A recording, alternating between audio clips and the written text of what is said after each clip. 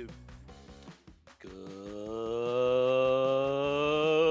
Good morning, good afternoon, good evening, ladies and gentlemen. Welcome to Kart Chaser here for grassroots coverage of the Apex Karting Championship Midwest Round 2. It's myself, Brad Dalton, here in the booth, joined by Kel Zimmerman yet again, and it's Briggs time. It's time to see how the Briggs handle the afternoon. If you joined us for the IAMEs this morning, we do have one small update that I'll give you here shortly, but let's get the Briggs Masters on the road first. AJ Roderick with Roderick Racing Development going to be leading up front with his teammate Doug Cook to his outside, Todd Barron in third, Christopher Ashcraft in fourth, Ryan Kurt in fifth, J. Brian Williams in sixth, Levi Wilbur in seventh. We saw AJ Roderick and Doug Cook with a little bit of battling yesterday. We'll see if it's more of the same here today. And those Coyotes up in the front here as they roll into the start zone. We are green. We are going for Briggs Masters for 8 minutes plus 2 laps. They get going here in Kale. Well, that outside line is so rough through turn 1, and Doug Cook already dropping 2, 3, 4 places as AJ Roderick will take off through, and that 401 of Todd Barron able to take advantage of the inside line. Doug Cook trying to just play recovery now through the back half of the lap. Yeah, what a rough start for the outside line there going into turn 1. We've been seeing decent starts from them this morning, but not a good start there for Doug Cook and company. On the other hand, Todd Barron with a great start coming out of the first lap coming to the line. Already over a second gap though to AJ Roderick, which is leaving me to believe that this race is going to go exactly how the other ones did yesterday. AJ with a ton of pace yesterday, if you weren't here watching, and walked away from the field in both heat races, sweeping the day yesterday from qualifying to Heat 2. So let's see if he can continue that pace today and throughout this final and the final later on this afternoon. But already Doug Cook has recovered to the rear bumper of Ryan Curtin, who is right behind Todd Barron. So a little battle might break out here. A pass further back for what I believe is 5th place. And that would be Ashcraft making a move on Wilbur. Wilbur looks a little frustrated. Doug Cook up the inside of Ryan Curtin. He makes that stick almost 2 in 1. And outside for him, gets a crossover possibly on Todd Barron, and he does. What a move for Doug Cook on his RD Coyote, getting 2 in 2 corners. That was a great move right there, and good racecraft for our Masters drivers here in the pre-final.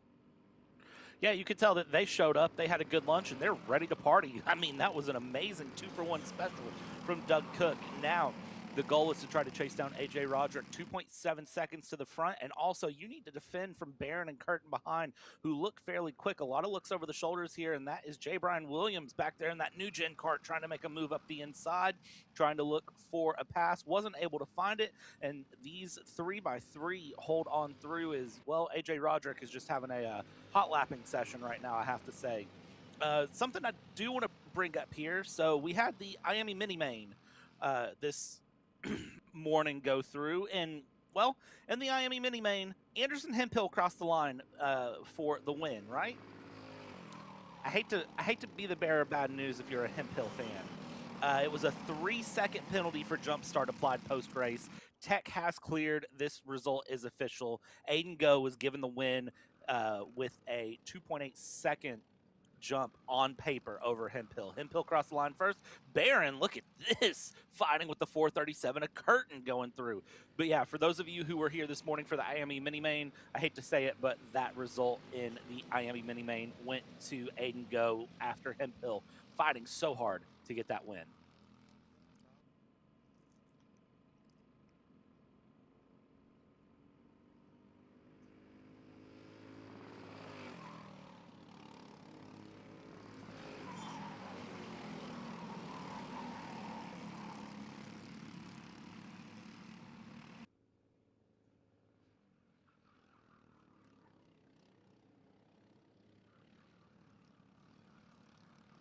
He's going to open back up for the corner, though. Curtin taking a little bit more narrow of a line through there and trying to hopefully set up better for the backstretch. but Todd Barron is going to get a really good run out of there, so no move for Ryan available. And it seems to have calmed down for the time being between these two. But one of our biggest passing zones is coming up here shortly. So let's see if he still has that in mind. He does. Up the inside for Ryan Curtin. He makes it work, and he moves up to P3. Good move up into P3 as well. We're going to see if there's a bit of a switchback here to come through. Ashcraft was looking for a move down to the inside, wasn't able to capitalize there to get past the 401 of Barron, but took a peek along to the inside. Curtin now holding in that third position, looking to move forward, looking to find any advantages possible here. But when your goal is to catch Roderick, that's hard to do. 401 going there with Cook side by side. We go 3 wide through turn number 9. Now we're 2 by 2 coming through 10. Switch it back along. The Masters showing all of their racecraft and really having some good feisty battles, I have to say, here from the Masters. Definitely they understand the importance of the day here and the importance of this weekend. And look at that signal, very clear from Barron of, hey, stop trying to fight. We're losing touch with the top 2. We need to get going. Here's the problem though, is on pace. I don't know that they have enough pace to really be in that position. Also, fun fact, Doug Cook was faster than AJ Roderick in warm-ups this afternoon, by the way. So there is some pace from Cook, but a 4-second gap is so hard to overcome with 2 minutes plus 2 laps to go. Yeah, and thankfully for Doug Cook, he kind of was able to escape this group here with all the carnage. And now he's kind of by his lonesome out front. Todd Barron wants to move forward, but even Doug Cook might be a little too quick for this group of drivers here. He has pace. Like Brad said, was quicker than AJ in warm-ups. So he definitely has speed. He ran a 43.7 last time around compared to Todd's 43.9. So Doug Cook is rolling here. And let's see what he puts down this time around. 43.8 compared to 43.8. So it's about dead even. But then again, Doug is by himself while Barron is getting a push and some help. Maybe not help no longer, as we see Ashcraft up the inside of Todd Barron. Barron tries to squeeze him down to the curb, some contact there. Ryan Curtin's going to take advantage. Barron holds on, but Curtin takes that 4th place spot back from Ashcraft. Let's see what he can do. He was pretty quick earlier on as well. So let's see if he takes the fight to Barron. Runs a little wide through 6. Loses Barron just a little bit, but he should be back on that bumper as soon as he gets into any drafting point down this front stretch. 30 seconds to go. Should have about 3 laps remaining here in this Briggs Master pre-final. Plenty of pace definitely showing up here in this middle pack, but again, the more you battle, the less you can do. And oh no, is that a problem in the back for the 406 of Wilbur? It is some sort of engine issue. You see him reaching over and messing with the engine. It looks like that is near the air filter. I wonder if something's just come loose on that cart, but that unfortunately is going to put Levi Wilbur to the back, if not just completely off. I have a feeling that that is the 406's race over for the day here. 2 laps to go as we cross the line, or 3 laps to go. Sorry, AJ Roderick has enough of a gap on this group.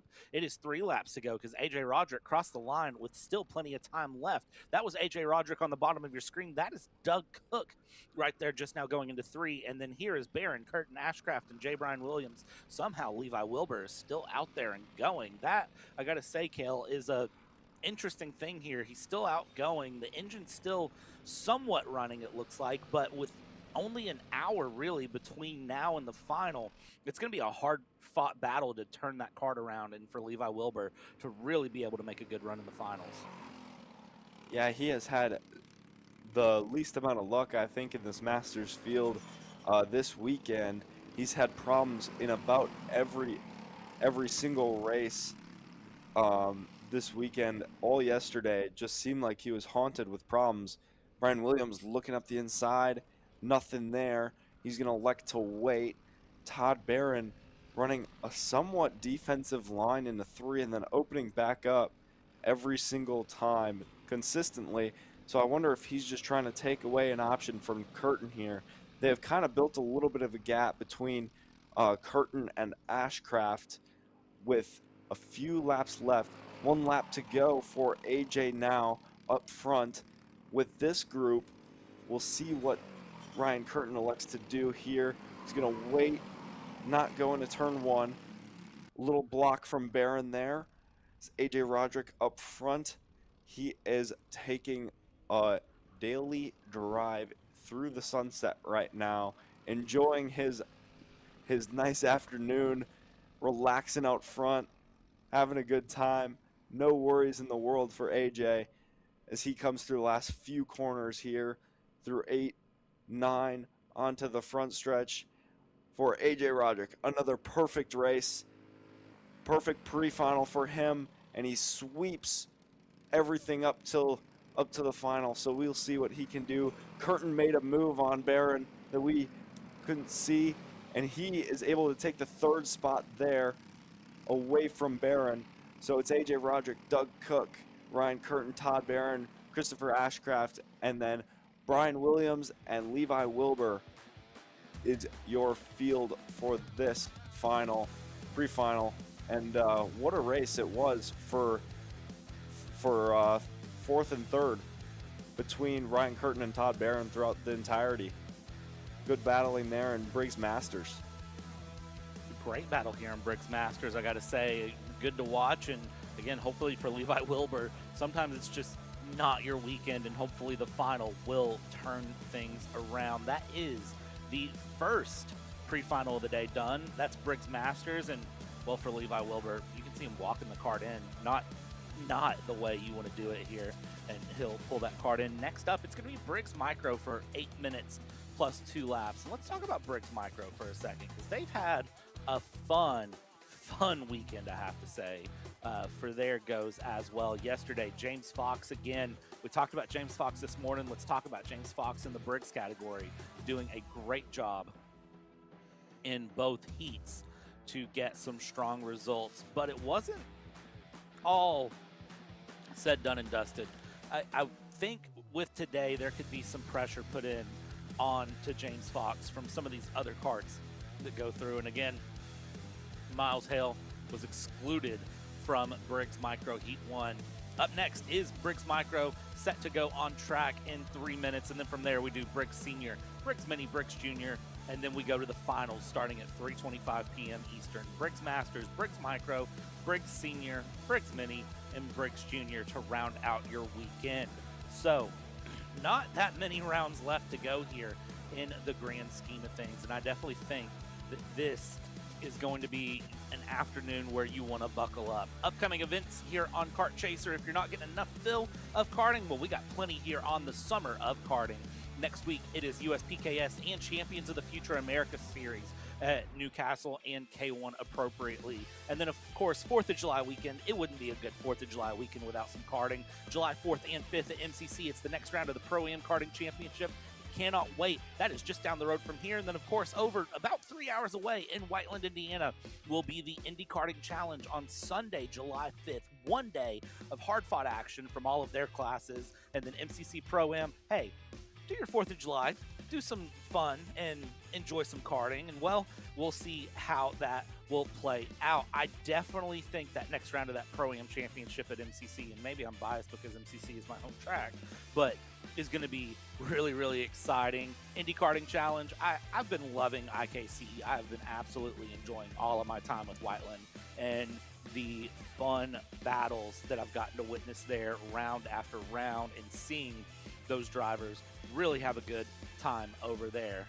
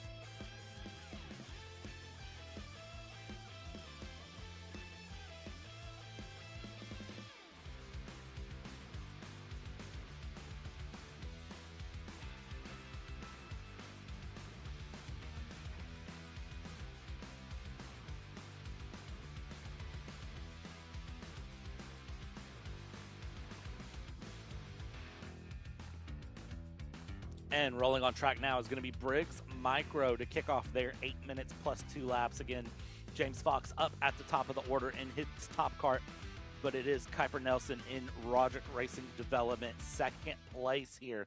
Going to be looking to try to hold that outside. Clyde Kleeman, third place, and then Remy Boss, fourth place. And again, we said it a lot. If these names sound familiar, they probably should, because a lot of these drivers also ran this morning. Toby Blue in fifth, TJ Akers in sixth, Wyatt Burlesman in seventh, Jude Boss in eighth, Miles Hale, Sam Robinson, your top 10 here as they get ready to roll. It's going to be interesting to see how turn one plays out. That outside line has been so difficult. On the left-hand side of your screen, if you're watching, if you're trackside, it's the outside of turn one, of course, that we are referring to. Into the tram lines we go.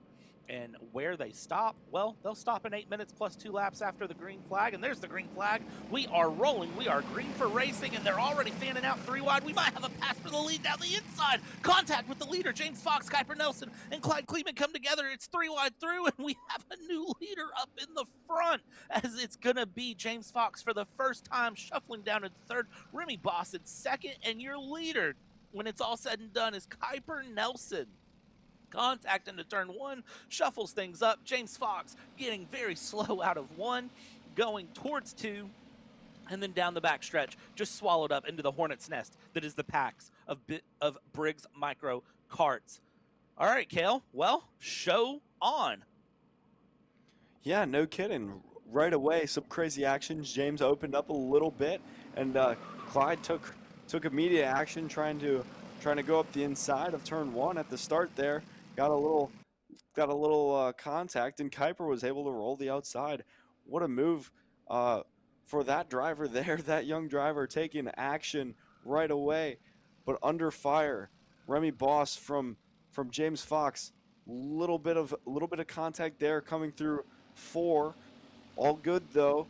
James not able to make anything happen just yet. Kuiper running away a little bit with the battling going on behind. We'll see what James can do. I'm assuming he's going to want to go immediately.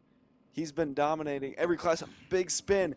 That would be the 254 of TJ Akers, stuck in the grass in the final corner.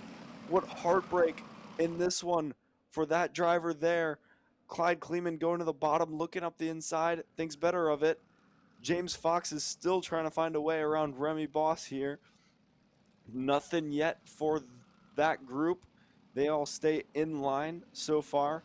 Kuiper Nelson is running pretty good times here. 44.9 for that driver there compared to a 45.1 for Remy Boss and James Fox.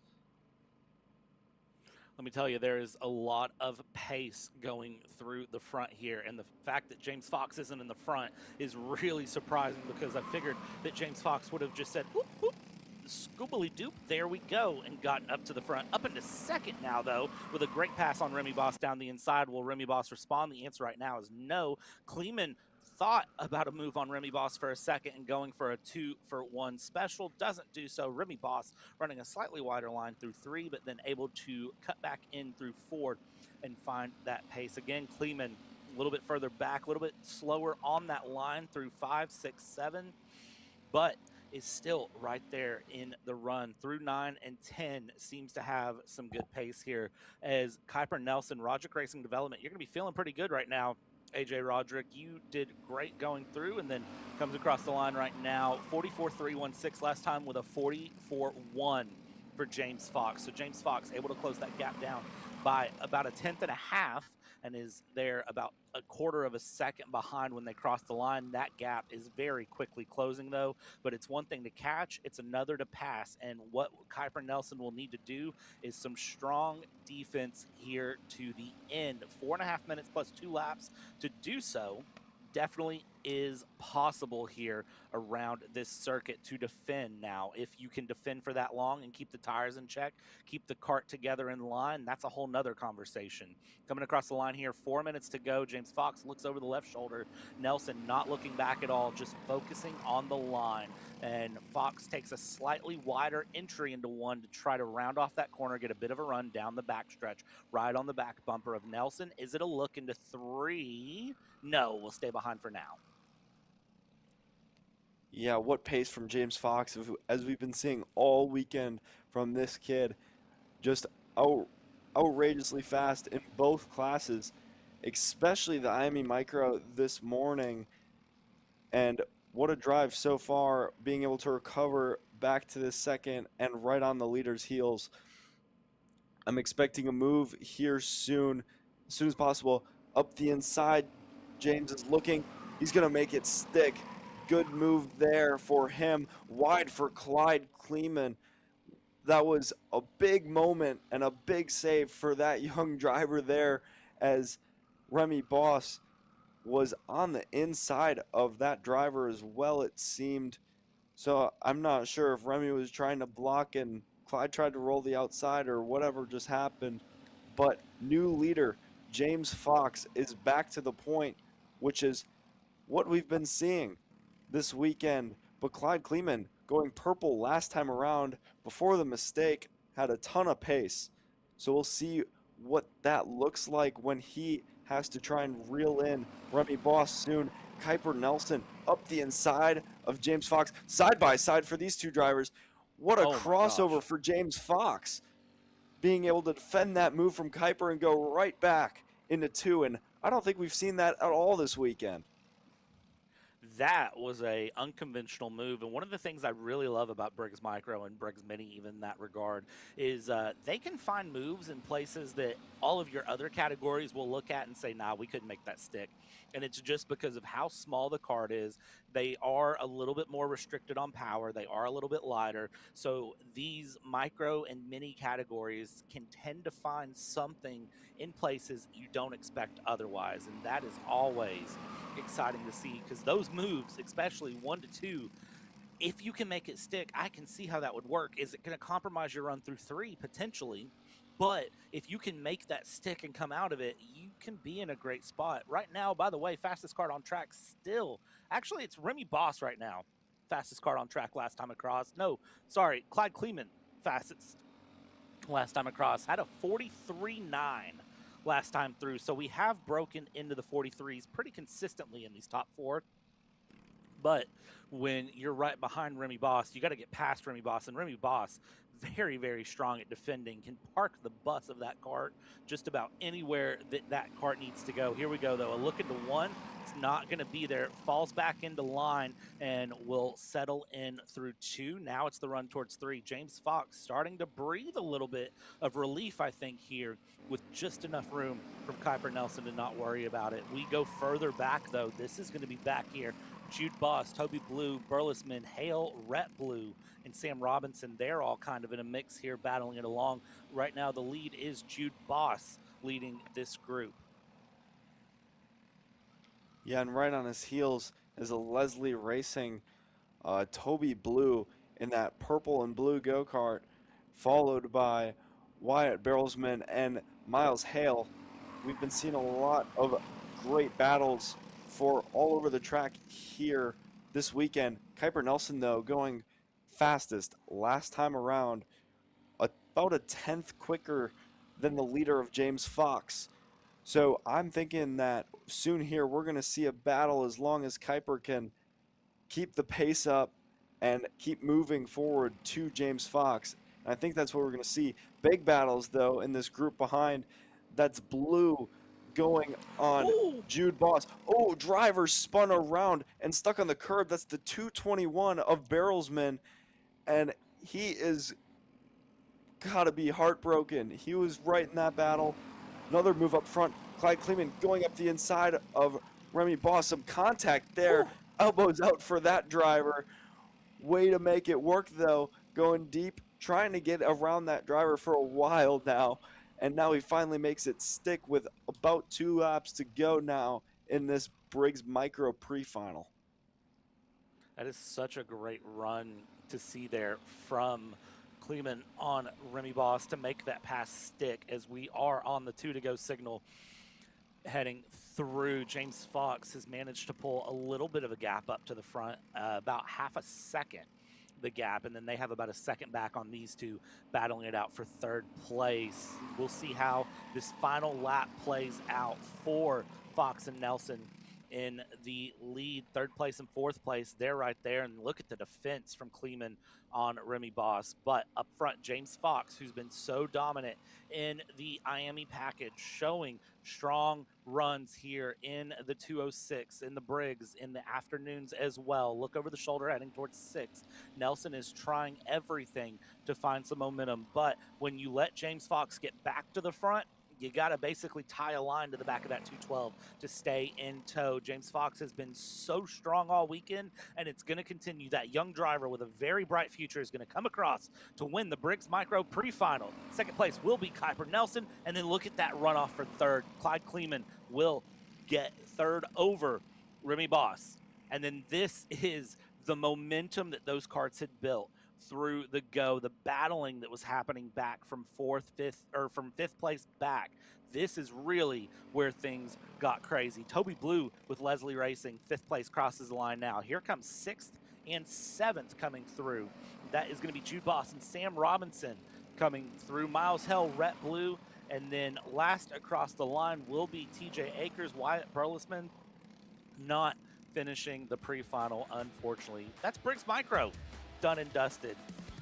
We're going to take a step aside here at Kart Chaser. When we come back, it's time for Briggs Senior, our largest class of the weekend. And yeah, Kale, I'm stealing your word on this one. Some carnage to come. Don't go anywhere. We'll be right back.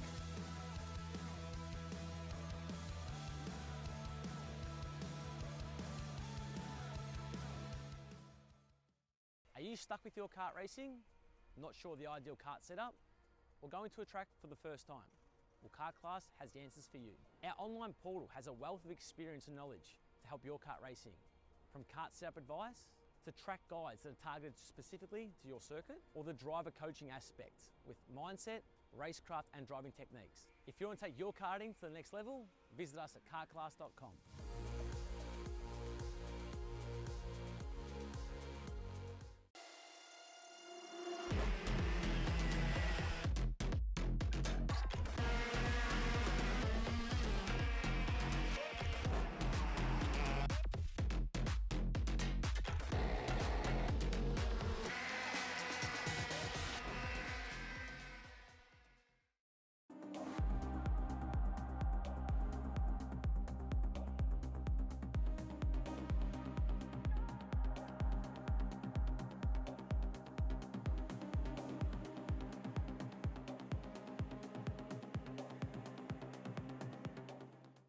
Macro Motorsports builds champions every day, drivers who won on the world stage.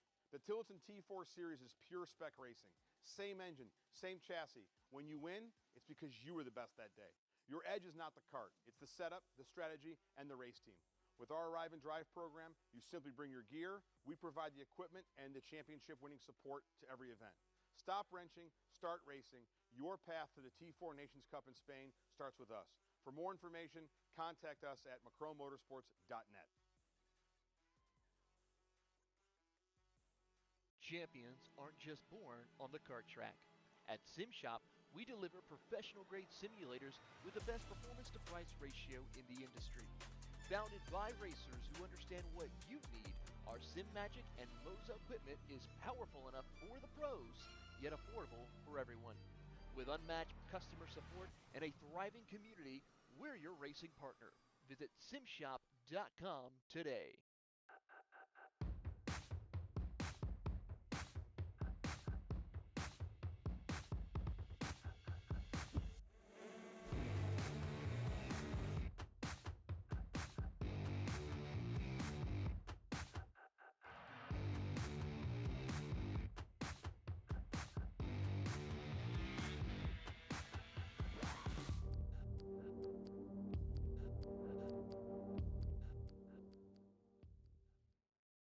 Karting isn't just speed. It's control, precision, freedom. At Atlanta Motorsport Park, Kart Freedom isn't just a team, it's where drivers are made.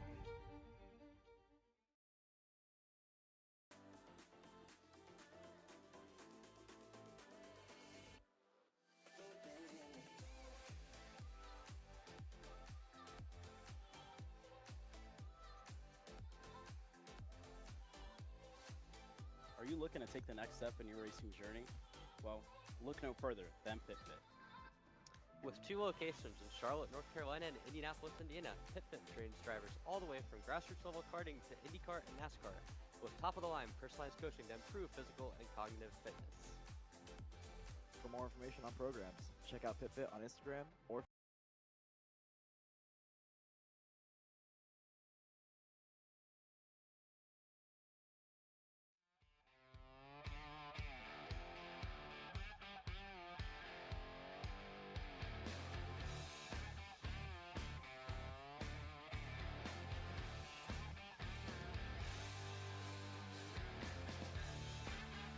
All right, ladies and gentlemen, welcome back, and here we go. This is the largest class of the weekend. It is Briggs Senior pre-final time, and this is going to be absolutely exciting. We have 35 karts out on track here, led off by Benjamin Lyda with Holden Harder, Sam Tutwiler, Addison Ianello, Jordan Klein, Adam Maxwell, Leighton Mull, Emily DeMaster, Mark Steele, rounding out your top 10.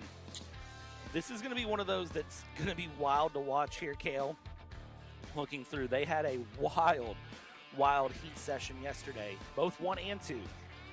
And of course, it left race control pretty busy, actually, post-race.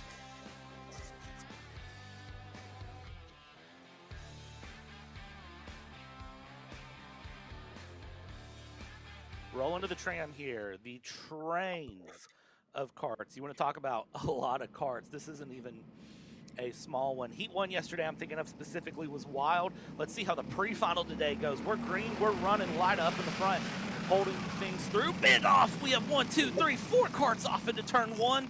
And we will get That's back Brady going. Eichhoff.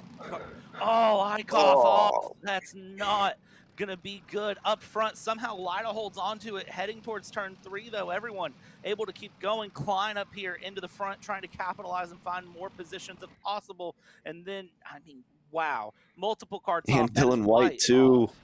Oh my gosh, Roderick Racing Development. It's a tale of 2 cities here. Heartbreak on the day. More 2 drivers. more That's karts Will off. Wilkie and Kleeman together, genuinely stuck together, and that carburetor on Will's go-kart is destroyed. That is not good for that driver there. Will Wilkie is going to have problems with that carburetor. Kleeman drove right into it and took that out of his go-kart. That is not ideal at all. But back up front, Lyda still holds on with Sam Tutwiler, 2 teammates there. Jordan Klein trying to trace them down with Leighton Mull, as well as Holden Harder. Lorenko in that group as well. What a start to this race. A lot of carnage for a lot of drivers. And I can only imagine how tough it would be to be one of these drivers. Sam Tutwiler up the inside. Jordan Klein hard into the wall with Holden Harder. Big off for those 2 drivers. I hope they're all right there. That was, yeah, they took out the barriers there, and just hard hit for those 2. Emily DeMaster up the inside of that new gen kart. Henry Wheeler to follow, getting his elbows out a little bit. Dropping 2 positions for that driver. Henry Wheeler taking a peek. Those 2 are moving together up the field after a rough start for the both of them. They're kind of making their headway now. Up the inside for that RRD machine, Ryan Curl over Aiden Lorenko into turn 1 as Mull is tracking down Ben Lyda and Sam Tutwiler with a 43-2 last time by. Man, what a wild way to start this thing off. Tutwiler has, it looks like, a dent in the front bumper too. I was looking there at that camera shot coming down the backstretch towards turn 3. So we'll have to keep an eye on that going through. Some of your big movers so far already. Again, it's a tale of 2 races for Roderick Racing Development. Ryan Curl up 10 places here on the day. Alex Zaculio up 17 on the day. Up 20 on the day for Roderick Racing Development. Make it 21. Connor Holes up into the top 10 now after starting 31st. Colton Ellenberg up 15 places. I mean, you've had big movers and you've had big heartbreaks already. By the way, your fastest kart on track is the kart in P27, the last kart on track still running. It's Brady Eichhoff, who is running a 42.7 against 43 O's up at the front for your leaders. So tons of pace in the back of the field, but you've got to get past 26 other karts to get up to the front. That's going to be a hard ask. This is a recovery drive now for Brady Eichhoff. Up front, though, you've got these top 3. Look at that going up on 2 wheels for the 979 of Benjamin Lyda. That is hard-fought racing. Top 5 have found a bit of a breakaway here as they go through, and maybe that's not damage on the front there of Tutwiler. Maybe that's not from impact. Maybe it's just the way that cover is, but it definitely doesn't look normal to me. Kale, you might tell me that I'm wrong on that one. I think it may just be how the graphics look, almost an optical illusion on the front of that go-kart there.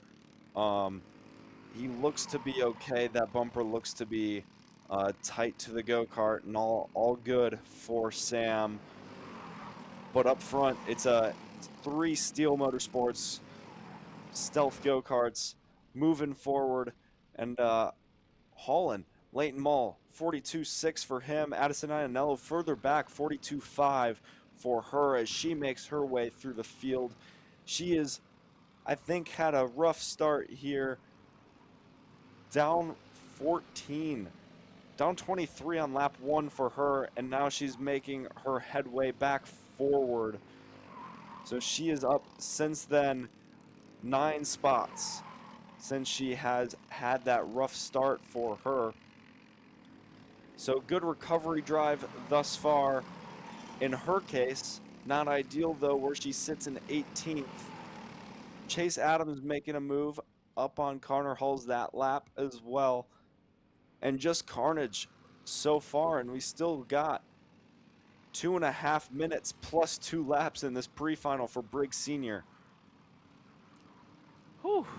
Buckle in, because this next 2.5 minutes in the front is going to get wild. Your top 5 have pulled a 5-second gap back here to 6th place, where Adam Maxwell, Steele, and Zaculio are battling it out here. Adam Maxwell, of course, with AMAX Racing in that Lando Norris kart, now in the back of the 3. A 2-for-1 special completed on Maxwell. Top 5, they've all ran their laps through. They looked very good and comfortable, but with all of that chaos we've had, it's just naturally opened up a bit of a gap here as Mark Steele is leading right now over Zaculio and Maxwell. And not too far off behind them, well, you have the Conga line, as Justin Prince calls it, the choo-choo train, as I like to call it, the hornet's nest, back behind of karts that are all looking to close in on this top 5 position. They may know that they can't get all the way up into the lead, but if they can get to 5th here in the pre-final, it'll set them up beautifully for a good run in the final to try to capitalize on a race start. It's all the drivers that have pretty well survived this race so far. 90 seconds left to go.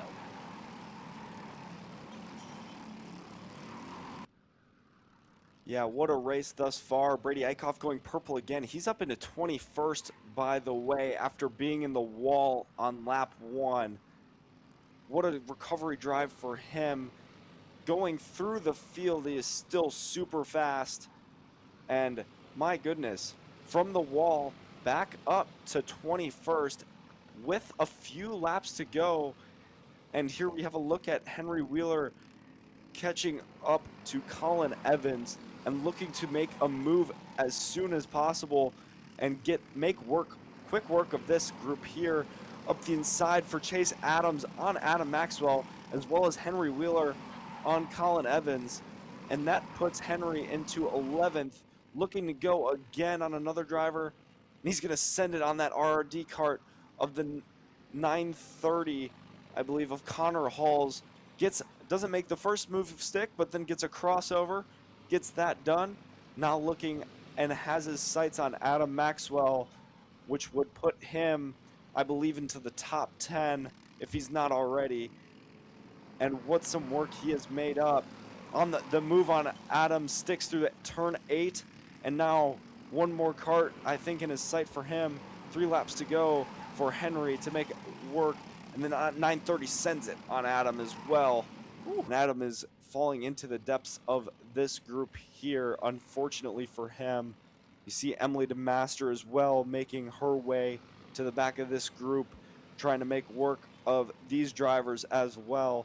Gets that crossover done again on Colin Evans, who has fallen behind a little bit in this group here. Back up front, though, same 3 go-karts training away.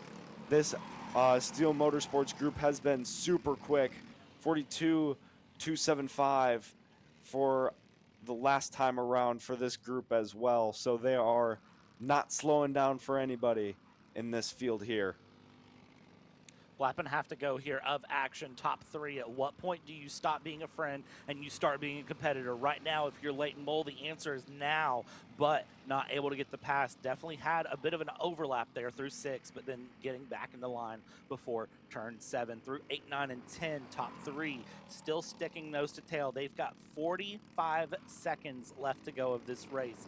White flag out this time by your top 2, Sam Tutwiler of Steel Motorsports, Ben Lyda in 2nd place, and then Leighton Mole of Mole Racing in 3rd. You see a point there going through, and it looks like some defense there from Tutwiler and Lyda on Mole, working a bit together. Again, at what point do the gloves come off and you stop being a friend? This is the pre-final. You're trying to set yourself up for the inside of turn 1 for the final here, so you can have a great go of it. Here we go into 7, all steel nose to tail. Will they look for something into 9 and 10, though? That's been an unconventional with possible passing spot. There it is, Mole up the inside on Lyda, gets the move done, has to cover the crossback across the curbs. It will be Sam Tutwiler for the win, but 2nd place will go to Leighton Mole with a turn 9 dive through to get along. Ben Lyda, P3, Ryan Curl, Aiden Lorenko, your top 5. Then it's Steele, Zakulia, Wheeler, Adams. Emily DeMaster recovered up to P10 after at one point being outside of the top 20. That is a great recovery drive through. Addison Ianello, a recovery to P16. But what about some of these gains from drivers who are able to persevere? Connor Holes with Roderick Racing Development up 19. Alex Zaculio up 18 places on the day. Henry Wheeler up 15. You had big comers, big goers, and it all shuffled up and down the order here. And of course, some of the heartbreaks of the day. Jordan Klein started 5th out. Holden Harder started 2nd out. And then of course, the carburetor destroyed the mix as well, Kale. It's going to be a big ask here to get that turned around in an hour and get the kart ready for the final. Yeah, and unfortunately, you see Jack Sutton carrying his go-kart across the front straight there. So unfortunate for that driver as well. Tough ask for a lot of these drivers. A lot of good drivers, too, out of this one. So unfortunate for, the likes of Jack Sutton, Jordan Klein, Holden Harder, Will Wilkie, and Scott Kleeman as well. Just to name a few. Dylan White was out, too, and these were some guys who were running right up front earlier in the weekend and now out in the pre-final. One of the most important sessions on the weekend.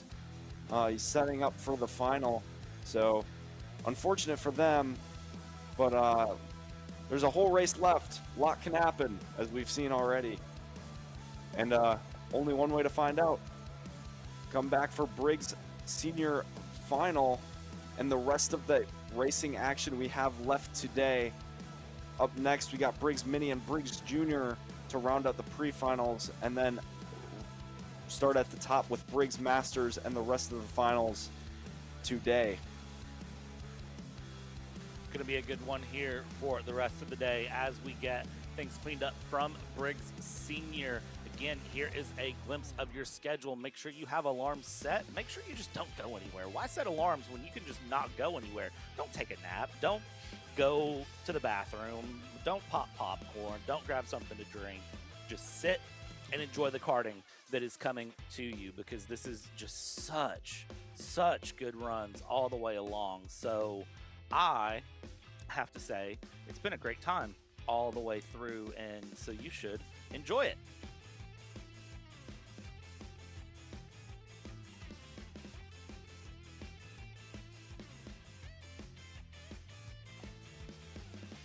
Yeah.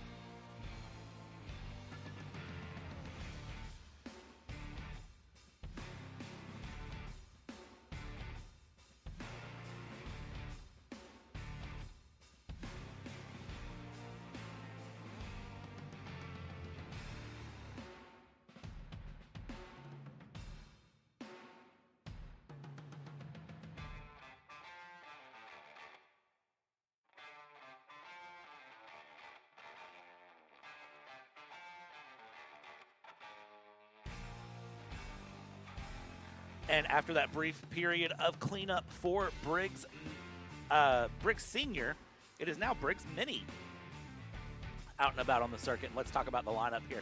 Anderson Hiphill up at the front. He's going to be looking for redemption, I have to say, after this morning's decision in the IAME categories of the IAME Minis.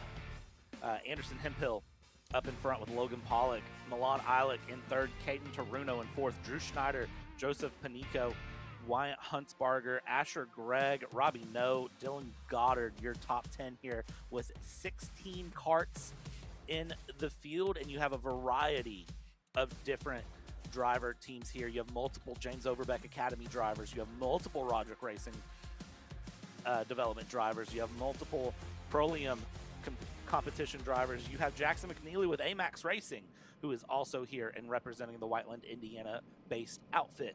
Up in the front here, that MGM of Hemphill has the control. We are green, we are racing, and let's see how this goes into turn one. Outside line, again, such a bad run. Hop over the curb, 2 karts off, 3 karts together, 4 karts together, 1 kart off there, and 1 with big damage there. That is going to be the 117 who has picked up a bit of damage there of Riley Shepard, and we will get back going here. Riley Shepard, of course, involved in an incident yesterday, was okay. We're back green and rolling, though, and we'll see for Riley Shepard. Again, unfortunate to see involved in another incident here early as this race is underway and green, but up front, Anderson Hemphill with a beautiful getaway. Yeah, what a start for that inside line yet again. Anderson having a half a second gap already. Not out of the draft just yet for the drivers behind, but pretty close. Few drivers already retiring that lap around, being Riley Shepard being the only to not continue after that lap 1 incident. But behind, 111 of Drew Schneider and the 113 of Wyatt Huntsbarger being the 2 battling right now. Look up the inside for Wyatt, not gonna make that stick. He's gonna fall back into line. A little bit of battling behind the leader for second place. Logan Pollock looking up the inside, nothing for him there. Gonna elect to stay in line, but he is quick. 43.5 for that driver. Anderson Hemphill only was able to muster a 43.8 that time around, so really quick for the 2 drivers in second and third of Milan Illick and Logan Pollock, trying to reel in Anderson. A little mistake out of Milan, though, going into 3 and coming out of 4. Now Anderson has the advantage by a little ways. That advantage, how long is that advantage going to stay is my question, because right now it is definitely looking good. It's just a matter, though, of holding on to it. Big shuffles in the mid-pack there of drivers looking left, right, and center, trying to find whatever bit of pace they can here in order to get passes. And this is a category where that draft is going to really play through, and a bit of racecraft can go a long, long way. 124 of Hemphill leading right now, 43.171, and Eilick with a 43.376. So top 3, you would think there's a pace disparity, but right now, I mean, look at this, because it's closed right back up and is holding through on the go. Here we go, out of the final corner, coming through across the line, and top 3 will hold head to tail where they're at. A bit of a look there from Huntsbarger on Schneider going down the front stretch, but not there yet. So you have 3, then 2, and then a big pack behind, but top 3 really holding things along. Yeah, and Milan really, really quick. 42.9 for that driver there, the DPC Motorsports driver. And what a lap, dipping into the 42s. I'd assume we're going to be pretty close to those lap records, just like we were this evening. So for these drivers, these 3 are our main contenders here, all really quick. 42.7 for Logan Pollock. What a lap for him and that driver. Milan also turned to 42.7 as well, just a little bit slower by a few hundredths. And this battle is about to erupt, I believe. 4 minutes left plus 2 laps. And as long as Milan can hold a few good laps together, that's going to put them right on the back of Anderson Hemphill, as well as Logan Pollock, another really, really quick driver in this field. Tons of pace all the way up and down the grid here. I'm really watching that Schneider-Huntsbarger battle, though, because Huntsbarger keeps putting a nose out there, keeps looking for a move, especially into one, but just can't seem to make it stick there for Huntsbarger in the Magic Kart there behind Drew Schneider, who is one of the James Overbeck Academy drivers. And just trying to take a look here on the go for the top three. I think Pollock is closing up on Eilick here in third and second, but it's one thing to catch, it's another to pass. Right now, the catching is definitely happening. The accordion effect is definitely showing itself here late into the run. 3 minutes plus 2 laps left to go. We ran 5 minutes of racing now. Hemphill, fastest lap of anyone. Purple last time by, 42.692. Not a lap record for the weekend, but definitely looking quick here into 3. And, well, I think Hemphill has just put the head down and said, you know what? This morning didn't go the way I wanted. This afternoon is going to do exactly what I want to see it do. And right now it looks like that is a win, win, win. Yeah, a little bit of a redemption evening for that driver there and his MGM machine, looking to change up his luck for the weekend in the finals and pre-finals later on. For him, that final is going to be what he is chasing after losing out of his win due to a jump start penalty in Miami Mini this morning. And unfortunately for him, but maybe it's going to give him a little bit of fuel to drive that little bit better and get the edge on Milan and Logan Pollock that are chasing him down, or attempting to at least. Illick is a bit faster, 42.6 for the pair of him and Pollock last time around. But it seems to go back and forth on the driver's pace.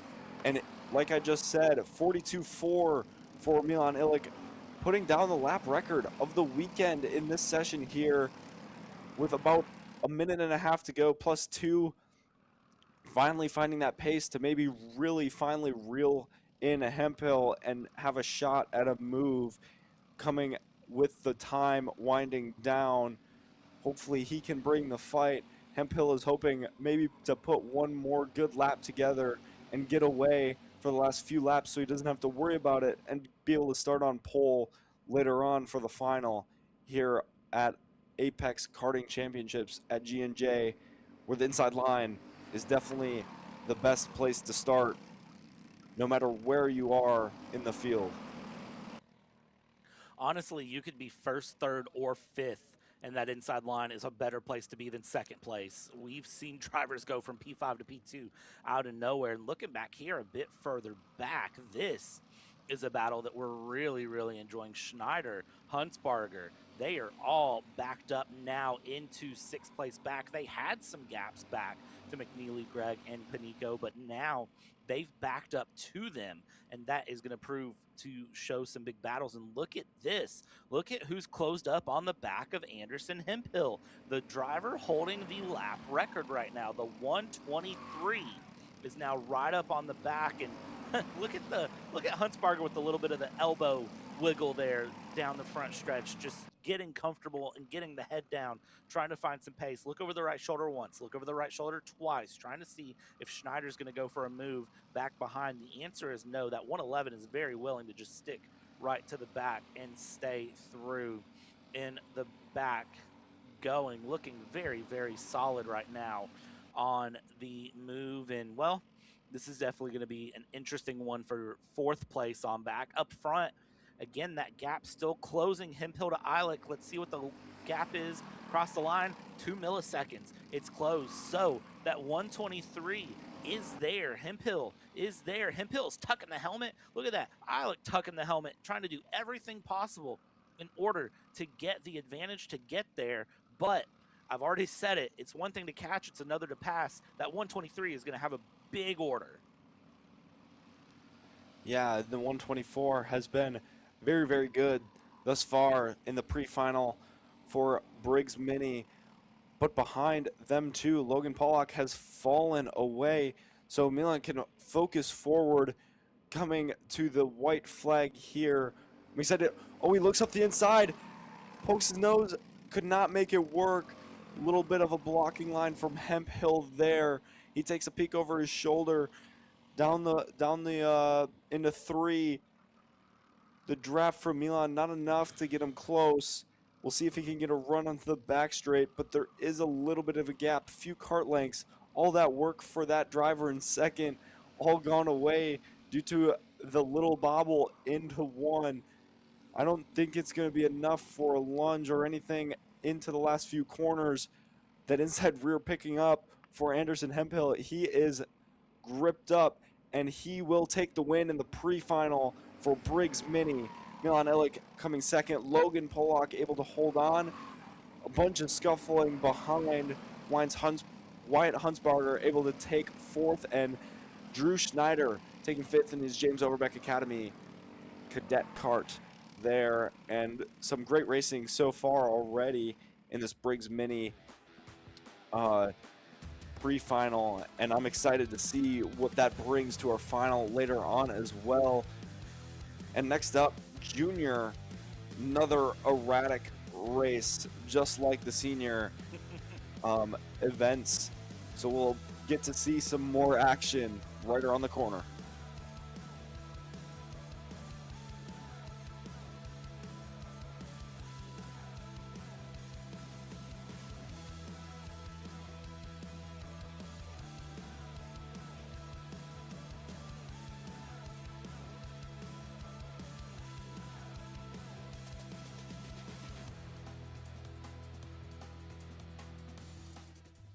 Ready to get behind the wheel?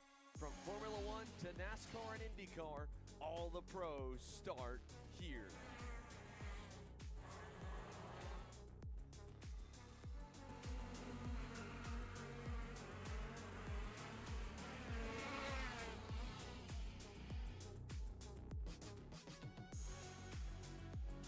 For more information, check us out online at mcckarting.com or call us and go racing today. Hi, I'm Jackson with Alpha Race Hub. Alpha is an all-in-one motorsports software solution that can solve all the software problems you need for your track, facility, or series. Alpha can cover all your software bases, from online registration, digital e-waivers, a proprietary timing and scoring software, incident management, automated points tabulation, tire and barcode scanning. We even have our own mobile timing app and rental kart activity management software. If you're looking to consolidate your motorsports software solutions, reach out to us at alphatiming.co. Karts are on track here for our final pre-final of the day. 8 minutes plus 2 laps here for Briggs Jr. And it's Tegan Schneider up front with AJ Stoner, William Richard, Jet Price, Ben Beck, Jacob Scheibel, Rylan Gordon, Callahan Myers, Randy Harvey, and JJ O'Neill, your top 10. This is our second largest class here of the day. 29 karts taking on the run here in this Briggs Jr. pre-final. Some notable names here. Daniel Dragunov down in 11th. Juju Sivakumar starting 15th. Wyatt Cataldo, Hayden Lawson back in the back. But we're green. We're rolling here for juniors into turn 1. No hesitation going. Lots of great battling side by side. 2 wide, 3 wide. The cones at least survive Briggs Jr. here. And as they get rolling down into turn 3, you see everyone fanning out down the backstretch, just looking for the gap where they can find it. And when it's all said and done, it looks like everyone will survive the first few corners of Briggs Jr. Up front, your top 3 already trying to make a breakaway, while in the back, they're just all trying to find space to get single file and get a run going.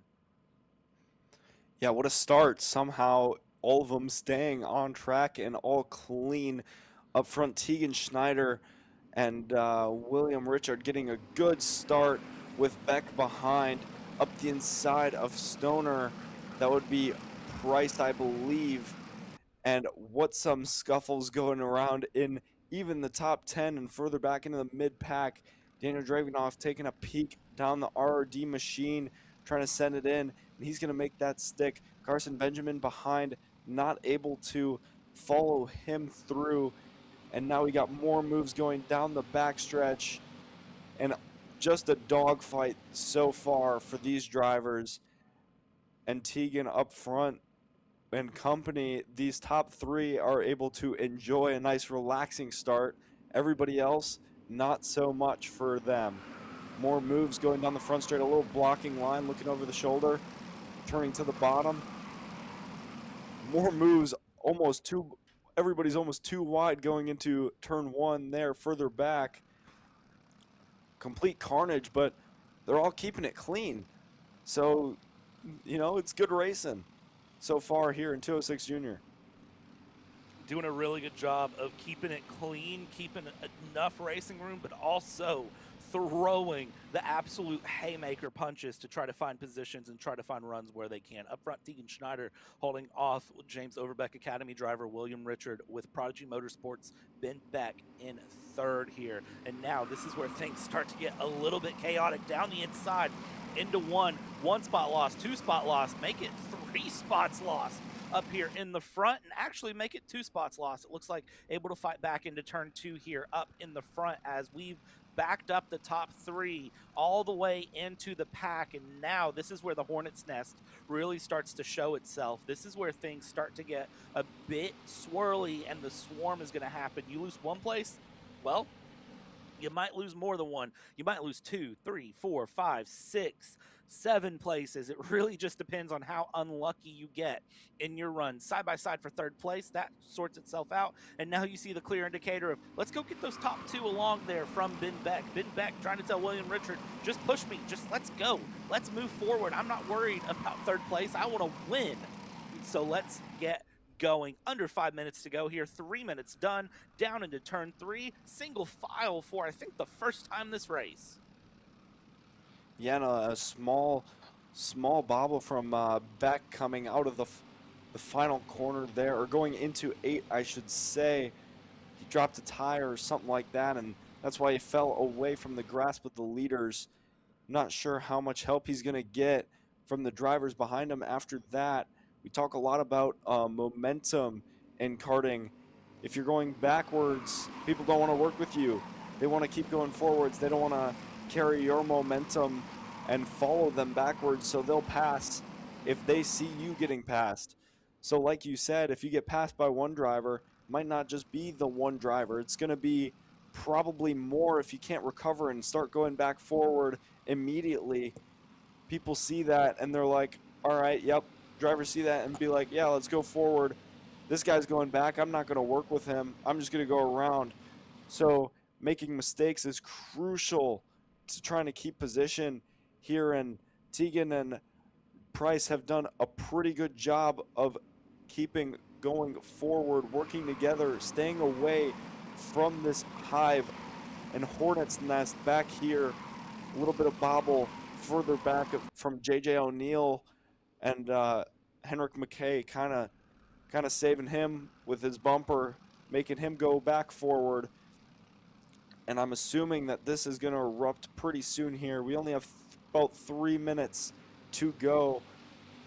And then 2 laps, whatever that is, how many laps we've got. It's not too many. It'll go by quick considering how short this lap is around G&J Motorsports Park here in Ohio. Another move further back, that would be Jacob Shively up the inside of William Richard. AJ Stoner looking to follow. Oh, big spin right in the middle of the track. That's O'Neill. That is not a good place to sit for that driver there. 2 drivers barely missing him, too wide through there. That is very unfortunate for that driver. But fortunately, he did not get hit or collected by any of the following drivers coming through the field. A move for the lead. That's Price going on Tegan Schneider. Everybody is starting to stack back up as more moves are starting to happen up front. This is going to be a dogfight here, coming to a few laps to go. And my goodness, we have just started. we're not done either. Look at that big bobble there from 5th place. That is Beck, who was up on the curb on the exit of 1, trying to hit that apex. Lost a little bit of momentum, but I think was very, very fortunate to get a little bit of help there from behind in order to gain that momentum back. Top 3 holding through Price, Schneider, and Scheibele there. Another move here on the 815 of Price. Price looked a little wide there out of 7 heading towards 8, 9, 10, but was able to recover if they were wide at all. It was definitely looked different. Here we go. A lot of glimpses over the shoulder, and you see the 821. A bit of an interesting hand signal there. It looks like pointing to the inside right. There's another cart off there onto the grass. That was the 871 of McKay. And now here we go. This is where the Hornet's Nest is going to swarm. Let's go 2 wide. Let's go 3 wide. Let's look for moves where we can find them down the inside. We're going to push along, and that is going to be bringing the 21 of Scheibele back into 3rd there. Ran a little bit wide. I thought was going to shuffle further back into 3rd. That gives Price a bit of breathing room. Schneider now going to hold the front. We're under 60 seconds to go at the moment, and this is where if you ever wonder how close a battle could get for a win, well, I mean, look at your screen right now. You've got easily the top 15 all within a very, very tight run. And who's your fastest card on track? Well, it's P14 right now, so anything can mix up. Let's go 2 wide again here out of the turn 2. Now down into turn 3. Look outside, look inside. Big defense there from Price on Schneider. Yeah, and Henrik McKay taking advantage of the 2 wide going through 2. We've talked about that not working a lot this weekend. Jacob Scheibele looking for every opportunity, trying the outside line a few times here, trying to roll that. Difficult to do, but you can if you make it stick, and it does work here and there. But what a line. Look at this train of go-karts here going down the front stretch. That's probably about 10 of them. Jacob opens up, and he gets swarmed back 2 wide through the turn 2. Makes it work, though, for the drivers behind. Elect a different line. I don't know how well it's going to work. Crossovers are tough here. Tegan trying the outside line. It's not going to work for that driver. 2 laps to go. He is able to slot back into 2nd, though. Henrik McKay, what a run for this kid. He's been doing really well, making his way up front behind a pass. AJ Stoner going on Richard. Ooh, a little bit of contact going through 7 there. But Tegan looking all over the place, just trying to make something work. Got to be creative. Back into the grass going down the front stretch. What a line of go-karts here. Outside for another driver. That's not going to be fun. All to the bottom. Every driver just looking for something. McKay up the inside of Tegan. Not going to make that work for him. And he is passed by Stoner. He's going to be on the outside going down the backstretch. That's not an ideal spot for that driver as well.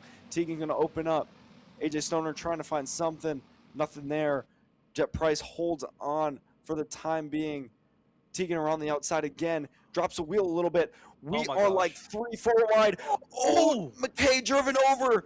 He has nowhere to go there. What a finish. And that fender is broken. He's shaking his hand in pain. Price is going to be able to hold on. Schneider 2nd. Stoner 3rd. Just a bee's nest of a finish. Like the top 20 were all in frame coming across the line. The gap to 19th of Henrik McKay was only 2.8 seconds, and he got driven over coming out of the final corner. What a close finish. Top 18 was within 2.2 seconds of the leader. Have you ever? That was a wild run. I've never seen a line of 19 juniors in 206 be that organized and well run, and nothing go absolutely wild till the final corner there with Henrik McKay unfortunately dropping down into 19th. That was a wild go, but Jet Price somehow able to hold on to that win through. And that ends our pre-finals. That takes us into a break. And when we come back, it's time for finals. And as a reminder, 4:45 p.m., we get to see Briggs Jr. do that for 12 minutes. Wow. Okay, we're going to take a quick break. When we come back at about 3:25 p.m., it'll be time for 12 minutes plus 2 laps. Finals, we do it all again. Don't go anywhere. We'll be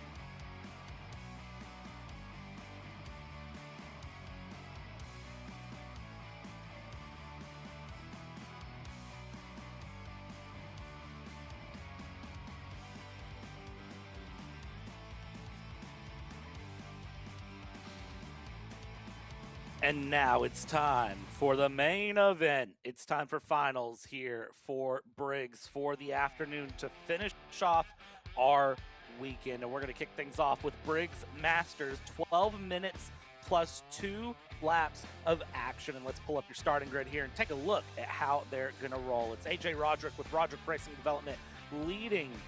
Doug Cook of Roderick Racing Development, Todd Barron in third, Christopher Ashcraft in fourth, J. Brian Williams will find fifth, and Levi Wilbur will be in sixth place here. We'll see how this plays out for them across 12 minutes plus 2 laps. Does anyone have the pace to take on AJ Roderick here?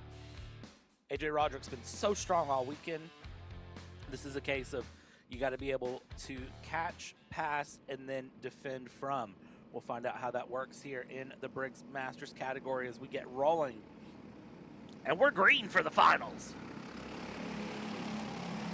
Good jump. Good jump for Doug Cook there on the outside line. Finally getting a decent start. AJ Roderick looking to go defensive, sees he has a gap, opens back up into 3 and going through 4 now. A little bit of scuffle further back. 2 drivers were tangled up there going through 3. Todd Barron ends up being in third. Everybody filters out to pretty much where they were. And AJ Roderick already having a little bit of a gap. Let's see what Doug Cook can do with that RRD Coyote. He was fast in warm-ups this morning, or I should say this afternoon. We'll see if he can carry that forward now that he got a good start and try and reel AJ Roderick in. Definitely going to be a challenge here to get that done. By the way, you noticed there that there are only 6 karts. We do not have Ryan Curtin out on the track. Was scored in third in the pre-finals here with tech cleared, but Ryan Curtin not making to the finals here today. Hopefully everything okay. Not sure the reason for that. We'll do some background investigation and try to find out as they are rolling through here in Briggs Masters. Again, everyone really getting into their rhythms and trying to find the pace here early on for their go. This Masters category, by the way, with the Briggs Masters, this is everyone ages 30 and up on 390 pounds, kart and driver combined. So these are drivers that are above the age of 30 that are currently running through. Great to see drivers there who, are up in that age. They have houses, they have, jobs, careers and things, but still get out here on the weekend and compete and run through and have great battles on track all the way through. A lot of these drivers have tons upon tons of experience that they lean on here when they're out on track. And a lot of times you'll find them working with the younger drivers here on track as well and hoping to teach them a thing or two and give them a little bit of information about what they can do to go a bit faster on their time along. 9.5 minutes left to go, and right now it looks like AJ Roderick not getting away nearly as fast as I expected. Gap still 3/4 of a second. 12 minutes is a pretty good length of a race here, plus 2 laps. So I wonder if Doug Cook maybe just taking a second here and chilling out in second place, letting this go, and seeing if he can't get Roderick later in the run. Yeah, and 3/10 was the difference that time around. AJ putting down another 43.5, so a good time from him, expanding that gap to a 1-second lead. I think it's going to end up being the same as long as he can stay consistent and that kart stays in good shape, doesn't overheat the tires too early or anything like that.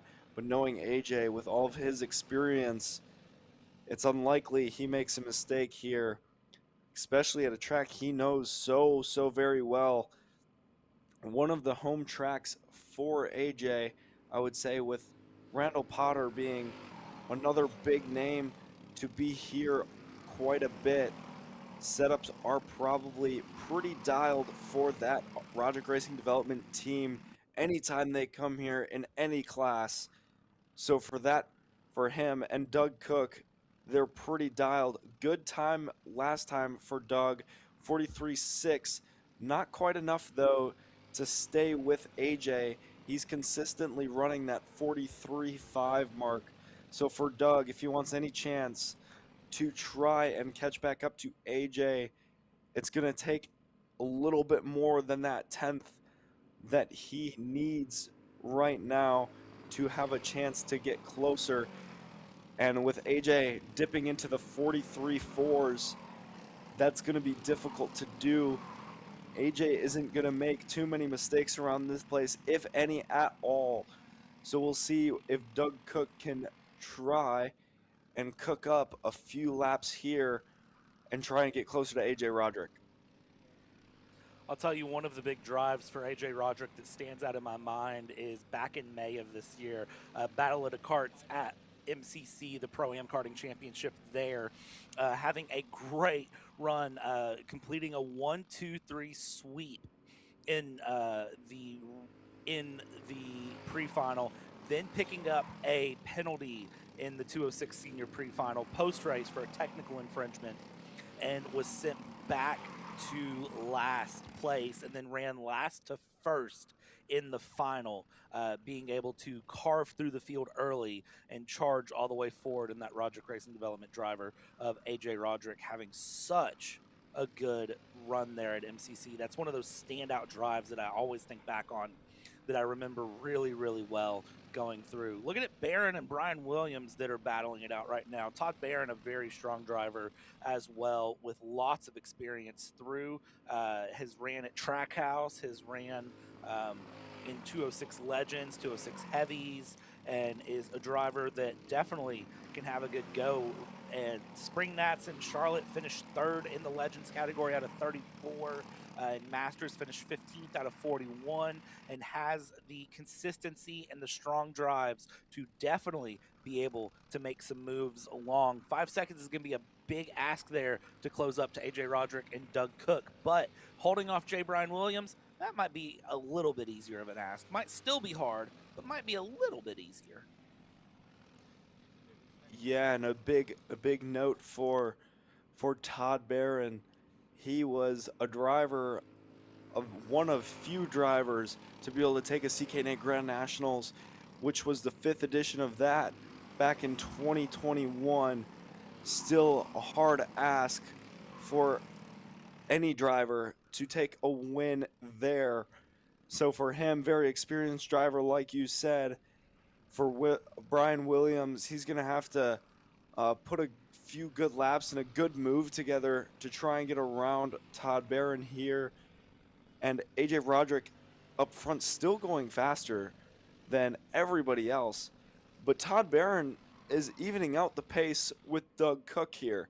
So last time around, Todd ran a 43.866, and it was about the same for Doug Cook with a 8.1. We'll see Todd Barron goes a little bit slower that time around, so we'll see if he can make any gains on Doug Cook. But we only have 4.5 minutes left, plus 2, so it'll be a challenging ask for Todd to be able to even think about anything other than defending that third spot here with only about 4 minutes left. For those of you curious, by the way, Todd Barron does have a YouTube channel, has video of karting all the way back from 1979 at the International Karting Federation Grand National 100cc light category. So if you were curious, that is out there and available if you ever wanted to go and look later on about what 1979 karting looked like. You can go back there and check that out. That is something really, really cool to see here. So Todd Barron, driver, very, very strong, currently sitting in 3rd place and holding off J. Brian Williams. Up at the front here, AJ Roderick again, just right there with a great move up front, staying smooth and consistent. 2.8 seconds the gap right now over Doug Cook. Yeah, and just pure pace out of AJ Roderick here. And looking back, and you talk about, for these Masters drivers, a lot of these guys have been through a lot of the, I guess, eras of karting. So like we talk about with Baron having videos up of the old karting, that's kind of been the same thing for drivers like AJ Roderick. I'm sure Doug Cook has been around a really long time as well. And looking back with all these drivers, how they have been able to keep pace up front, being around all these eras has got to be such a cool thing to look back on for some of them. Karting has changed so much, even in my career, and I've only been in the sport for around 13 years now.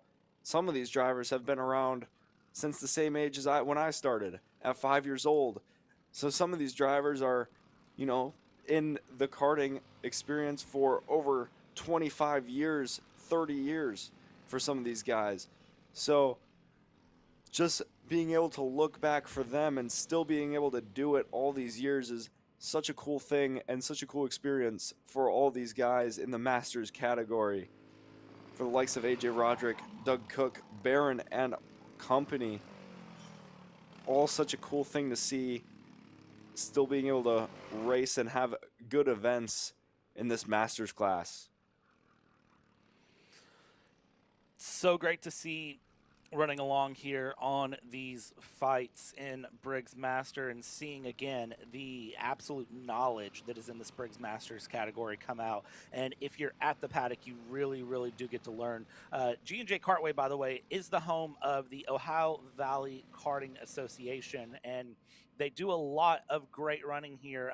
By the way, Elliot and Ethan Bocono, back in 2024, they were the vice president and the marketing and digital communication chair of OVKA. I'm looking up some of their different meets and different things they did showing through. And there's a photo of Ethan and Elliot from 2001 of them leading through. Upcoming events here, if you are loving what you're seeing this weekend and you're thinking, when will I get my next fix of karting? Well, don't worry. We've got plenty for you coming up. Next week, it's USPKS and then Champions of the Future at Newcastle Motorsport and Whiteland, or K1 Circuit in California, appropriately for those categories. And then from there, July 4th, July 5th will be MCC Pro-Am, and I will tell you right now, I got an email about 2 hours ago that signups are live for that July 4th, 5th weekend, and I will tell you, some of the things they got planned for that are going to be very, very exciting. $500 on the line, double elimination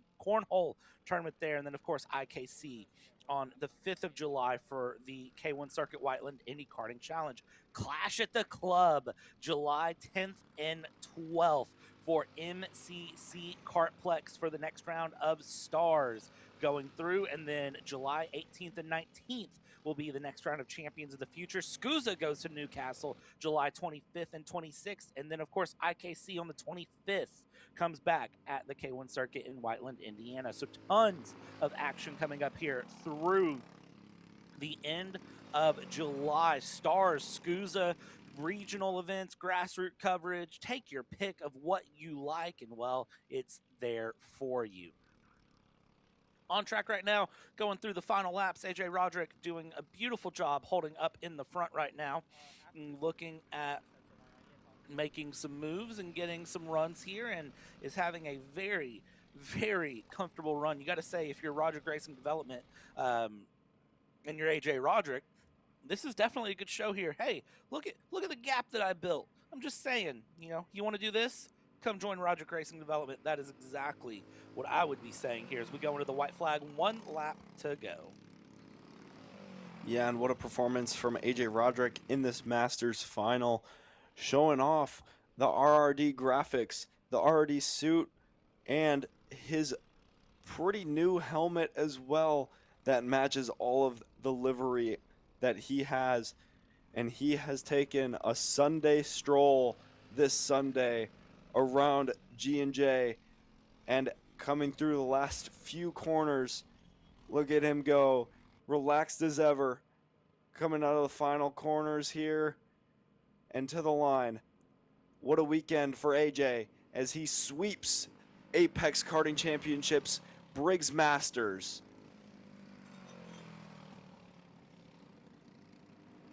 Coming across the line here, second place, Cook, Barron coming through, but man, you got to really say it for AJ Roderick there in Roderick Racing Development. A great job here on the weekend to cement the run here in the Briggs Masters main. You see the fist bump there with his driver, Doug Cook. Both of them very happy with the results. A 1-2 on the weekend. You got to say that's a strong showing here in the Briggs Masters. Final margin of victory, 3.8 seconds, AJ Roderick to Doug Cook. We're going to take a step aside when we come back. Next category to roll out is going to be the Briggs Micros. Don't go anywhere. We'll be right back here on Karting.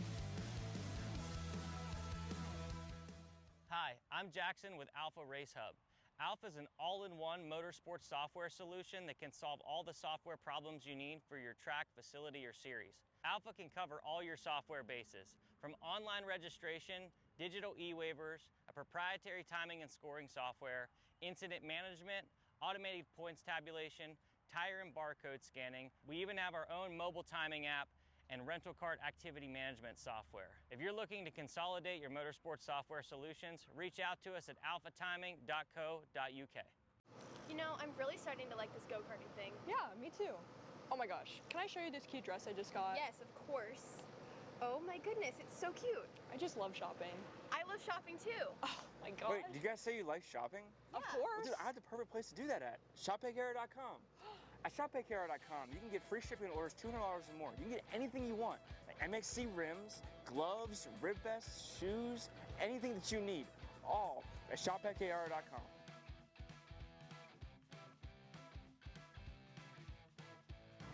Who is he talking to? No idea. But we're gonna have to check it out. Sounds like a great deal. Sure does.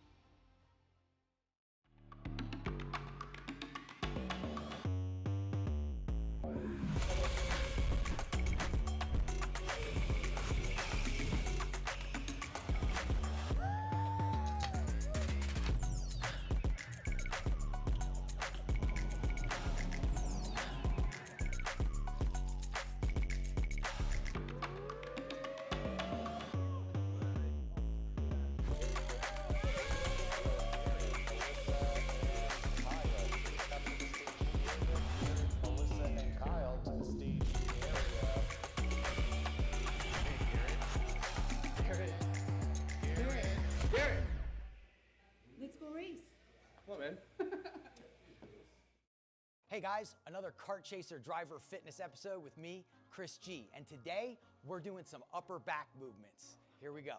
Exercise number 1 today we're doing is the reverse grip lat pull down. This exercise movement is one of my favorites because it works your grip strength, your biceps, and most importantly, works that lat area that also protects those ribs in the seat. Exercise number 2 today, the dumbbell chest supported row. Don't forget, good stretch at the bottom, and bring them right to your hips like that, keeping your back nice and arched, shoulders back. Think about having good posture in the cart. Exercise number 3, the inverted Smith machine rows. Grip strength, back strength, overall amazing workout. Thanks again for joining me on another Kart Chaser driver fitness episode with me, Chris G. Race ready training that carries into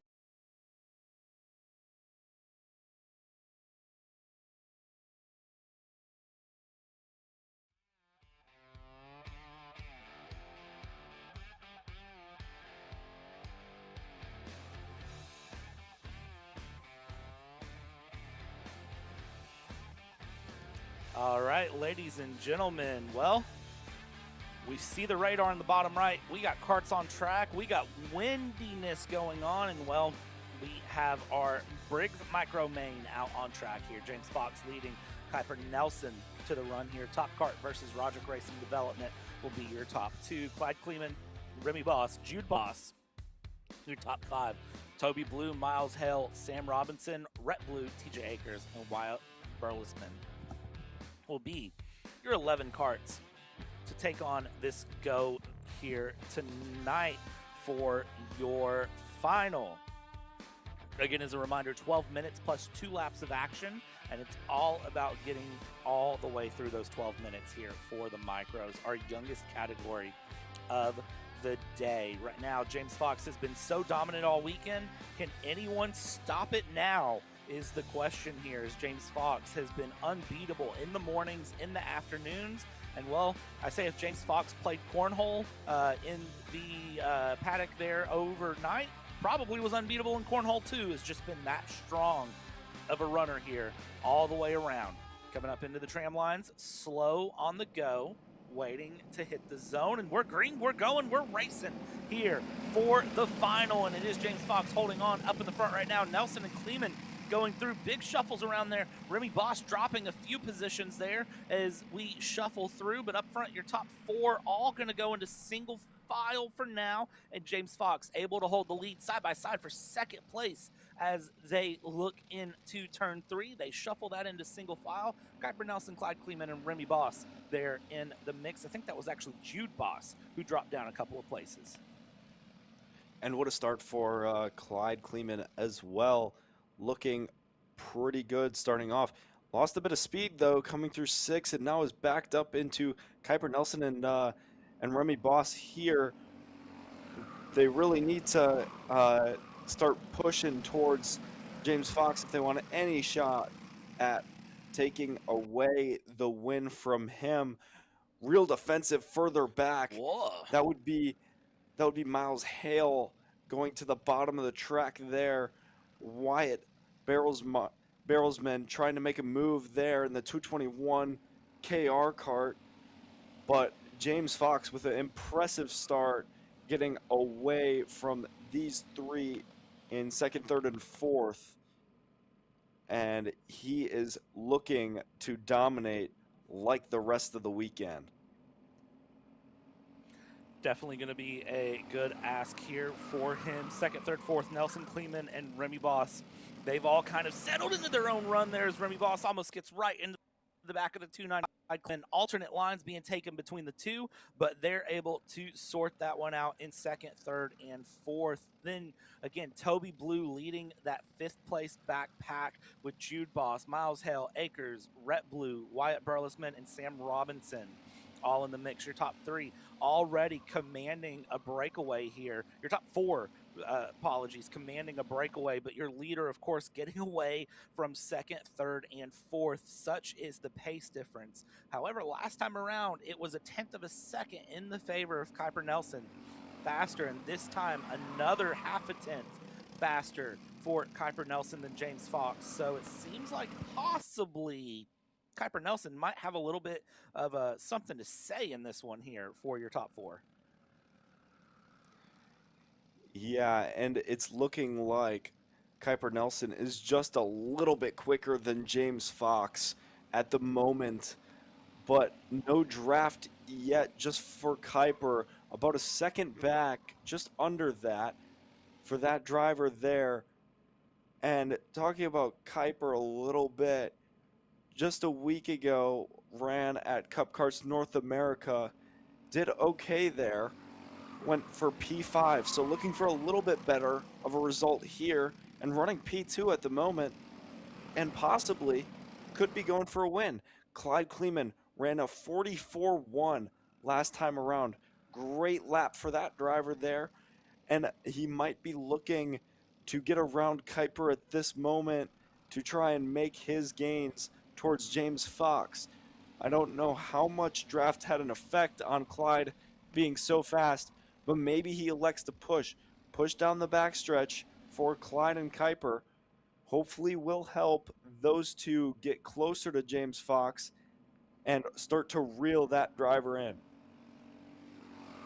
Reeling in slowly but surely going to be the name of the game, and looking very, very strong so far in that, as these top 4 are setting through. Nelson is maintaining that gap right there where it's at about a second. Isn't really letting it accordion out and go through. Is in fact trying to compress it a bit and close it up a little bit here, as James Fox is just holding through. 4th place there, Remy Boss starting to lose a little bit of momentum there from 2nd and 3rd. So Remy Boss starting to just sort of be in a pace of their own, not up in the battle for 2nd place, but not back holding off for 4th place yet. Is just sort of in the middle no man's land, I would call it here. Crossing the line, fastest kart of anyone, Kuiper Nelson, purple, last time through with a 43.963. Closed up a 10th on James Fox. Needs to keep that momentum built for another 7 minutes. That is going to be the hard part at this point, because that is a heat race basically left to go. Further back in the field, look at this going along here. That was around... That was back around with Jude Boss, who dropped a tire off, and you had side-by-side Burlesman Jude Boss back there running through, along with TJ Akers, who were just absolutely just elbows out, hard-fought racing back outside of your top 4 battles. Still tons of great racing happening for 5th place back.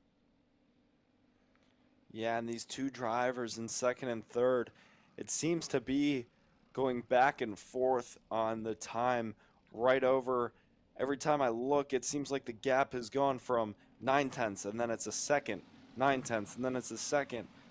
So Kuiper and Clyde Kleeman, that group is going to have to be really, really consistent to have any chance of getting to James Fox. Have to dip into those 43s consistently. They only have around 6 minutes, which is quite a few laps. But Clyde Kleeman going just that little bit better that time around, 43.9 for him.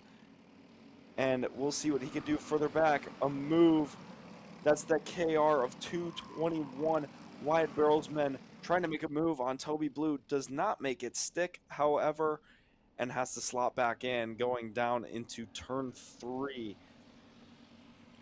And what some racing we have going on here already. A little bit more spread out than, say, some of the other races that we have seen from these Briggs micro drivers, but there's a lot of time left yet. However, you got to use it wisely. You got to keep moving forward and keep pushing, because all these drivers are trying their absolute hardest, pushing to the absolute best. 221 takes a peek again. Wyatt's going to back out of it yet again into turn 1, and it might be better off for him to try it into 3. A tap of the bumper, or a tap of the helmet from Toby Blue. I don't know if he's going to get that help, though, as Wyatt seems to be pretty urgent to get around the driver of the 290 Leslie Racing kart. Up front, though, Kuiper Nelson making that gap come down a little bit more and more. Now it's creeping towards the 8/10 mark for those two. They can continue to work together. I think at some point they're going to have a chance. If they can find the draft of James Fox, they're going to have a decent opportunity to really try and get around that Top Kart USA driver that has been so dominant thus far this weekend in both of his categories, both AM and PM for him. So let's see if he can hang on, or if Kuiper and Clyde can make their way towards him and his rear bumper and try and make something happen. Now that lap from Kuiper, 43.8, fastest lap of the race so far. 7/10 is the gap now. Kuiper seems to be really happy with that kart now and really dialed in for the next few laps. Definitely is feeling good where he's at, heading through for the next few laps. It's just going to be a matter of taking advantage of that kart while it is dialed in here at the end of the race. You you kind of treat the race in 3 cycles. You have the first couple laps where everything is sort of just chaotic, everyone trying to get their footing, trying to get a position. Then you hit sort of a middle section where everyone's a lot more methodical, a lot more strategical. And then you hit the end of the race where there's a lot more, again, of that sort of, big moves, big moments, big sins up at the start of the race. And right now, look at this gap, how it's closed out between Fox, Nelson, and Kleeman. And that is really going to set things up. 0.6 of a second now the gap, because Nelson and Kleeman have managed to start working together. You see that bumper-to-bumper run that is really starting to work out there, especially right here out of 6 towards 7. It's almost a bump draft that you would see in NASCAR that we're seeing between Nelson and Kleeman, and that's letting them really close that gap up to James Fox. And that gap closing more and more, well, I think for James Fox, this might be end of the day just fatigue. It might be a little bit of tire conservation. It might be just a pure fluke at the moment here that gap is closing. Gap now under 0.6 of a second with 2 minutes 15 to go. Yeah, and I think at this point on how they're closing, it's really going to give them a shot with about 2 minutes and 2 laps to go. Like you just said, we're going to see, I think, a battle for the lead, which is irregular for James Fox. But I got word that the wind is picking up heavily, and you can see the flags really, really dancing in the wind here. And that might be part of why Kuiper Nelson and Clyde Kleeman are really making headway towards the leader of James Fox. 0.4 now is the gap to him, and that is going to be draft for Kuiper and Clyde, as well as the push that Clyde is giving Kuiper. So here on out, I think it's going to be very, very close racing, as long as Kuiper can keep the mistakes to a minimum, as well as Clyde Kleeman, because Kuiper is definitely in that draft now. A little bit of tailwind down the backstretch, a little bit of headwind down the front stretch, maybe a crosswind. Driver off there. Who is that? That's a full red go-kart from the back. That might be Jude Boss, I believe. One of the Boss brothers, but Remy seems to be okay. Yeah, so it would be Jude Boss out of this one a little too early. But now, Kuiper Nelson on the rear bumper almost has a lasso to James Fox, reeling him in slowly but surely. But now, just has to get close enough to pass. Coming to probably 3 to go, it will be this time by.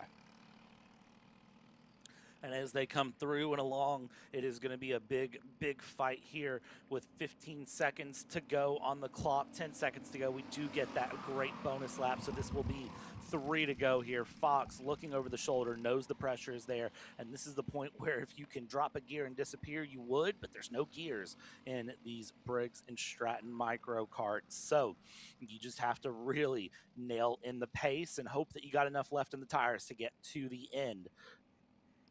Nelson right there on the back. Fox, again, a look over the shoulder out of 6, heading toward 7. Is again feeling some pressure here, but nothing really surmounting of it yet. The pressure is there, but it's not really hitting a problematic moment. We crossed the line here, 2 laps to go.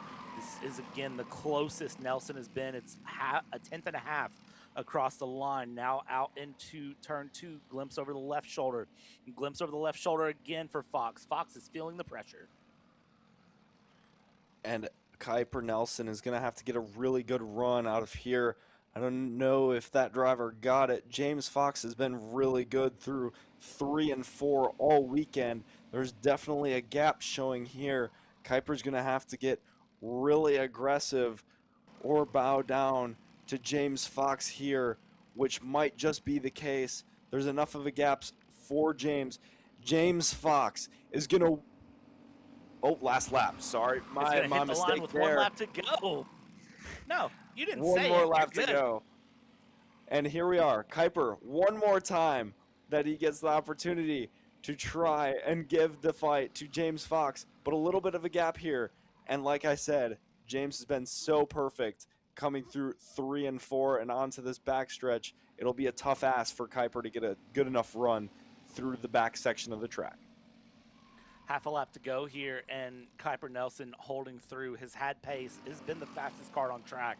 But for James Fox, it's just been build the gap early and then let it breathe to the end. Is going to come across the line, looks over the shoulder, bouncing the seat for Nelson. It's not enough, and you see the disappointment, but the celebration for James Fox. James Fox is going to win the Briggs Micro Final here, and you saw Kuiper Nelson, I think 1, maybe 2 more laps, could have really had a run, and you can see just the heartbreak there for Nelson. Just not happy that he wasn't able to catch up. Clyde Kleeman, strong 3rd place, sticking right to the back there. Remy Boston 4th, Miles Hale, TJ Akers, Toby Blue, Wyatt Burlesman able to get up into 8th place. Then Rhett Blue, Sam Robinson, Jude Boss. Your 11 karts here, but man, a tale of 2 cities, a tale of 2 emotions between James Fox and Kuiper Nelson. Yeah, and it seemed just like Kuiper Nelson could not catch James Fox at the passing zones there. Just seems like every time Kuiper would be there, James would just be a little bit too far to make a move on him. And unfortunate there for Kuiper Nelson, but what a weekend for James Fox as he sweeps both micro classes on the weekend. Props to that driver, very mature for his age and very, very good results out of him. We're going to take a step aside. When we come back, it's time for Briggs Senior, our largest entries of the weekend. Don't go anywhere. We'll be right back.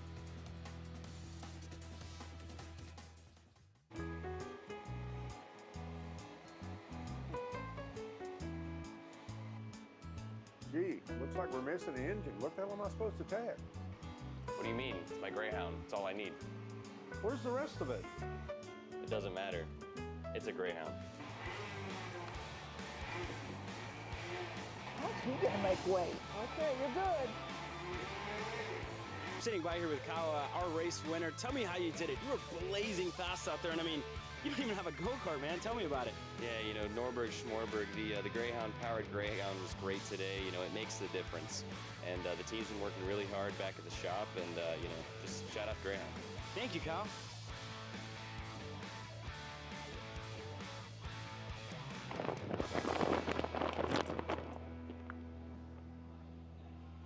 How the did you just win? Doesn't matter. It's a Greyhound. This is Henry. Henry feels sad.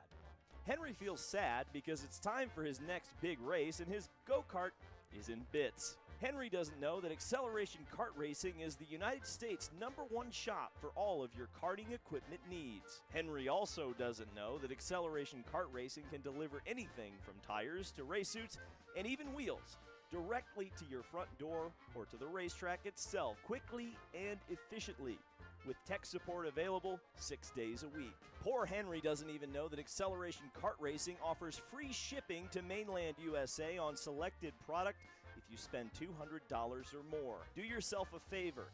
Go to accelerationkarting.com and make sure that you are never left stuck on the pre-grid with Henry. Be smart and don't be like Henry.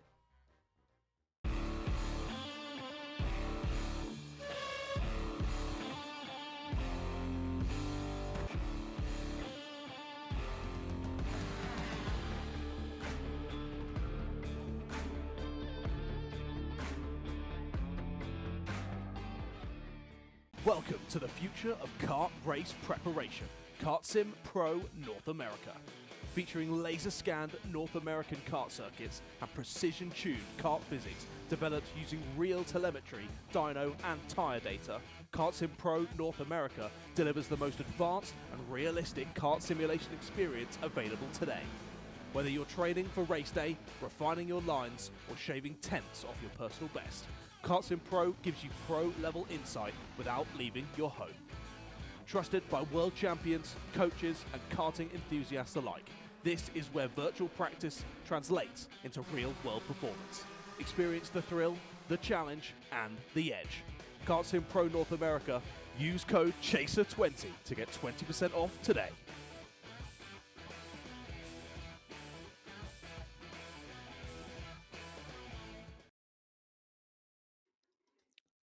Welcome back, ladies and gentlemen. Our largest category of the weekend rolls on track here with your Briggs Senior main event here. 12 minutes plus 2 laps of action for this 33 karts that have rolled out onto the track with Sam Tutwiler, Leighton Mole, Benjamin Lyda, Ryan Curl, and Mark Steele making up your top 5 here. They had a very, very eventful pre-final, and I will tell you right now, the stewards were very busy. Logan Lynch was excluded for a abandoned disabled cart on track. Holden Harder took a 5-second penalty for incident responsibility. Chase Adams took a 5-second penalty for incident responsibility. They gave Landon Ashcraft 5 seconds for avoidable contact. Holden Harder then was disqualified for not weighing in on the scales, and then Logan Lynch was disqualified for not weighing in on scales as well, and a post-race tech DQ handed off there. Fastest cart on the pre-final was Addison Ianello.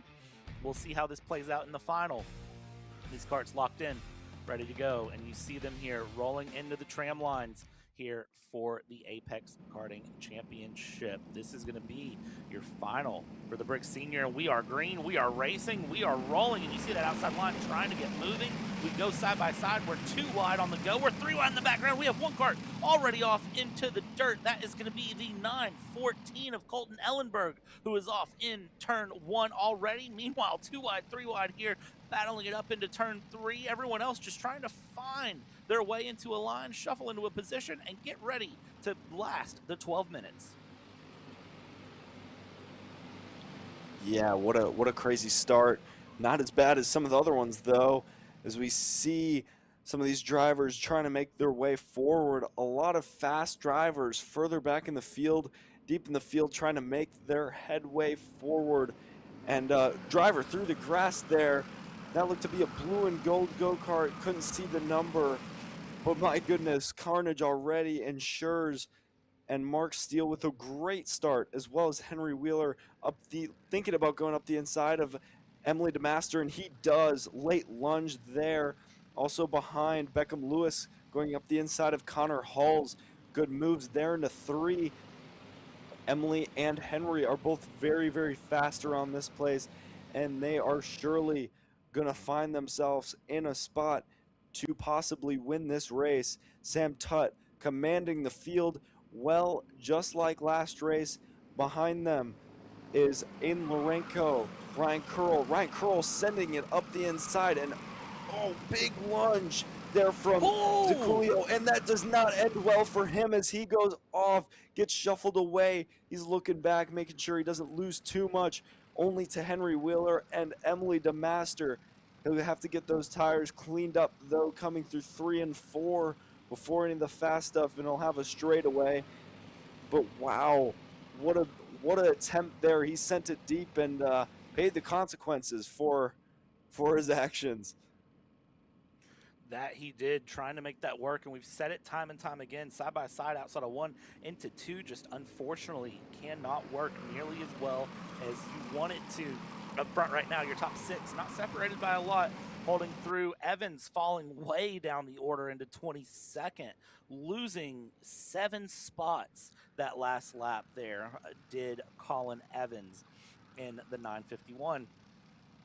Up front here, you still see all of the shuffling along left, right, center, forwards, and backwards. Your leaders all really just playing that game of cat and mouse that starts to develop after the first couple minutes. And it's a case of, feel out the other drivers. Who's faster? Where are you faster? Where are they faster? Where can you set up a pass? What can you do to get something through? When do I feel like I can make the pass? Back outside of 4th. Here we go for 5th. This is going to be Mark Steele on Aiden Lorenko. Gets the pass through, settles it in, and now Mark Steele up into 5th place over Lorenko. Henry Wheeler, by the way, is your fastest cart on track. Yeah, and further back, there's a few notable names who are also really quick. Randall Potter is up a spot last lap around, now trying to catch up to the driver we seen go off earlier, Ziculio, and making his way forward.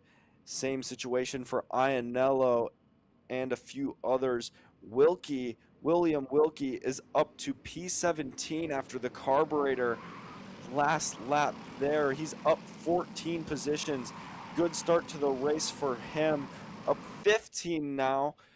I can't even speak. Ooh, some scuffling further back coming out of 2. That would be Beckham, Lewis, and Brady. Nope. Who is that? Is an RRD machine of... Wasn't Will Wilkie, was it? Was that Connor Halls? Wilkie would be behind him a little ways. That must have been Connor Halls there. Getting scuffled up out of 2 again. It's hard to go, really, really tough to go too wide through there. Henry Wheeler looking on his team owner, Mark Steele, up the inside for him. And this duo is surely going to go forward. These two together is always a bad sight if you're up front and they're coming. Further back, here's Brady Eichhoff. Good recovery drive for him. And here's Zaculio trying to recover from going off earlier. Eichhoff is up 7 currently, which is insanity, knowing that at the start of the pre-final, he was in the wall. So good drive for him thus far. We'll see what else he can do, and we'll check in on him later. But for now, the front 3 stay the same. Emily DeMaster taking a lunge at Lorenko, and she makes that stick as well, trying to hold on to Henry Wheeler and Mark Steele.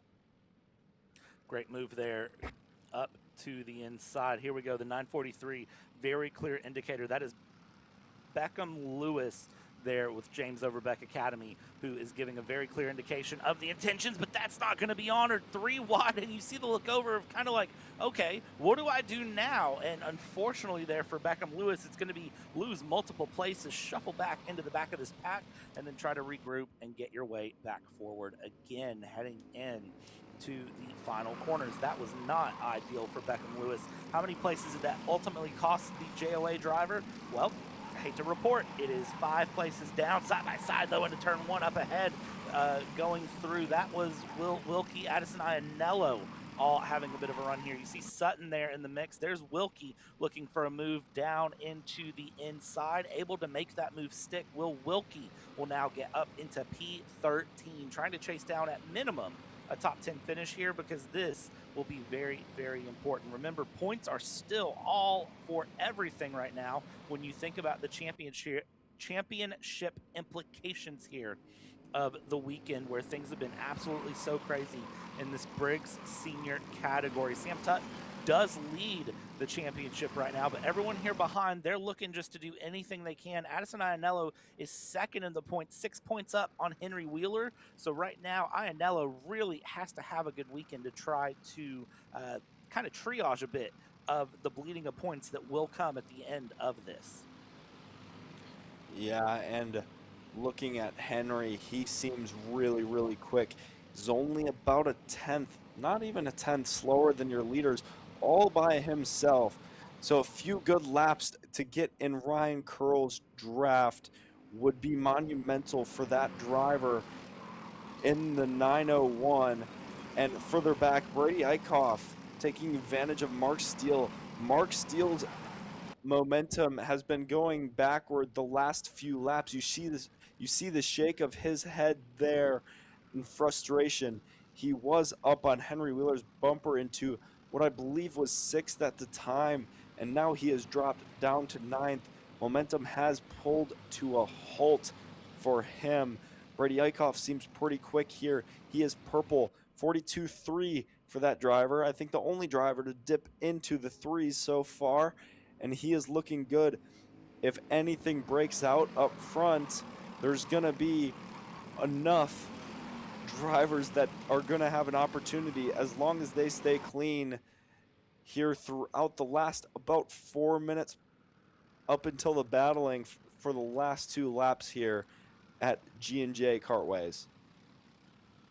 And getting up here into the front, Sam Tutt still leading for Steel Motorsports with Ben Lyda and Leighton Mull, your top 3 here. Ryan Curl of Roderick Racing Development in 4th. And again, we take a look back through all the way back to that 927 of Brady Eichhoff, who is still just looking to make some moves forward. Still your fastest kart on track, and is still looking to build momentum. The only driver that has been down into the 42.3 so far. Last time through was a little bit off pace, but is trying to work through some traffic and work to get some moves done.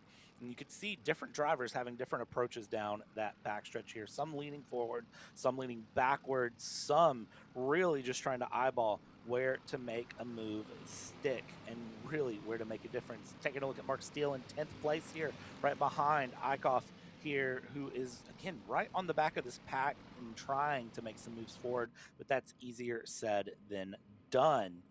Final corner around here, your leaders crossing the line. Let's get a look here.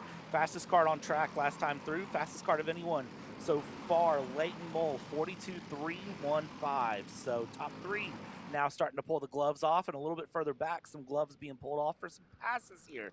2.5 minutes left to go, and look at this, the 927. There's Eichhoff trying to make a move down the inside along on Lourenco, and does get that move done. Yeah, and you see a battle starting to erupt here. Brady seems to have a little bit more pace than some of these drivers here and is wanting to go forward, not being the nicest. Got to get those elbows out in the front group. Emily DeMaster is next on his list, and she tries to hold the outside, gets over out of the rubber just a little bit, falling to Mark Steele's clutch maybe, and now she has to try and hold on to Brady Eichhoff, being one of the fastest drivers on track. Absolutely, and Brady Eichhoff very, very quick here. Sam Tutt still in the lead and just doing a good job of holding Benjamin Lida and Leighton Mole back behind here. As we look further back, look at the conga line, the train, the hornet's nest, whatever you want to call it, the sea of Briggs seniors that are running their way along here and continue to just fan out. They're trying to all get the best finishing result possible. 60 seconds left to go in this race, plus 2 laps. Might as well call this 4 to go here, because it should be this lap, then 1 more, then 2 to go after that. Sam Tutwiler still holding the lead here down on the go. We're looking further back here into the pack, and we're looking at great battles all the way through, inside to outside, trying to make passes, and that is going to be the 951 of Colin Evans, who is looking to make a move here, driving through and trying to make that move back on another Roderick Racing development, or sorry, a GFC driver of Ryder Nesbitt.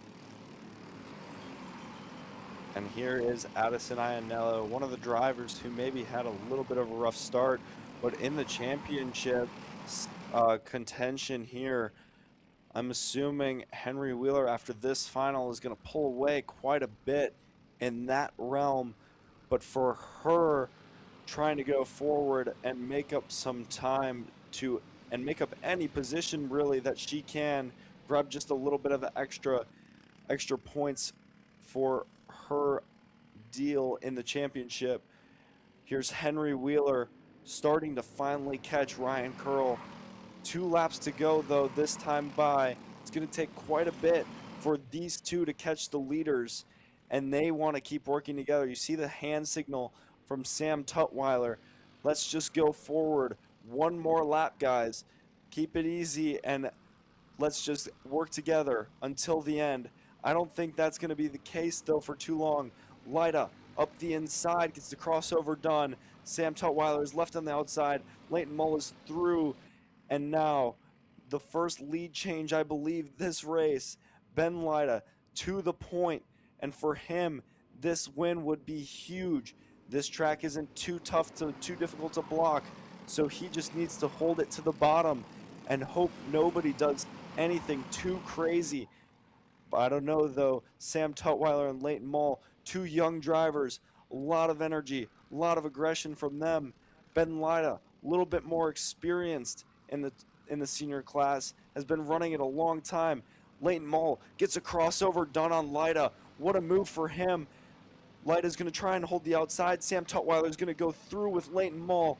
So Lida loses his lead, and now Sam Tutwiler going for the crossover. Good move for him, and he's going to run around the outside. Sam Tutwiler makes it work, and Sam to the line is going to win in 206 Senior. What a clean move for him as well. No contact between the 3. What some great racing between these Steel Motorsports drivers. That's a top Absolutely. 4 for that team as well. So for Mark Steele, even though he didn't get the result he wanted, his teammates putting it all up front. Absolutely amazing run there from the front to the line. That final lap was just cinematic, beautiful, honestly, going through. Henry Wheeler holding that 4th place, and then Ryan Curl in 5th. From there, you go back another 4 seconds to get to Randall Potter, Brady Eichhoff, Emily DeMaster, Mark Steele, Alex Zaculio, and what a run for Brady Eichhoff, up 11 places there on the go. Will Wilkie, 11th place, by the way, up 20 places on this run. Dylan White with Roger Racing Development in 15th, up 13 places. Scott Kleeman up 14 back in P18. So tons of big movers up here in the mid-pack, getting up inside the top 20, top 15 even, making great runs all the way through. And then, of course, you have the heartbreaks of the weekend. Anytime you have drivers that make big moves, you got to have some heartbreaks. Connor Holes down 19 places. Cole Ellenberg down 11 places. William Specht down 8 places. You had Joey Newsel, who was down 7. You had Clay O'Brien, who was down 8 places. Colin Evans lost 9 places. So with that being said, Adam Maxwell lost 6 places on, I believe, the final lap alone. So if you're going to have some big wins, you got to have some big heartaches. And that, unfortunately, is the truth of how this day went. We've got 2 races left to go here for your weekend of action here in Apex. And it's Briggs Mini, then Briggs Junior. Briggs Mini scheduled to go out in about 3 minutes time.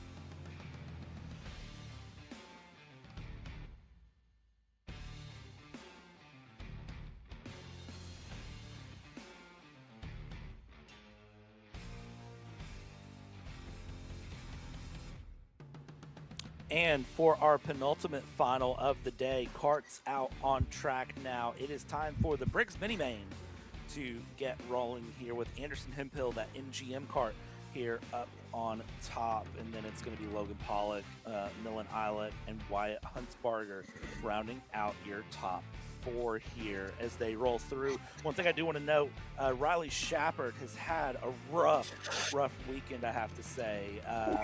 Going through yesterday, of course, was involved in an incident and had to be checked out by medical staff on track. Was involved in the turn 1 lap 1 incident in the pre-final.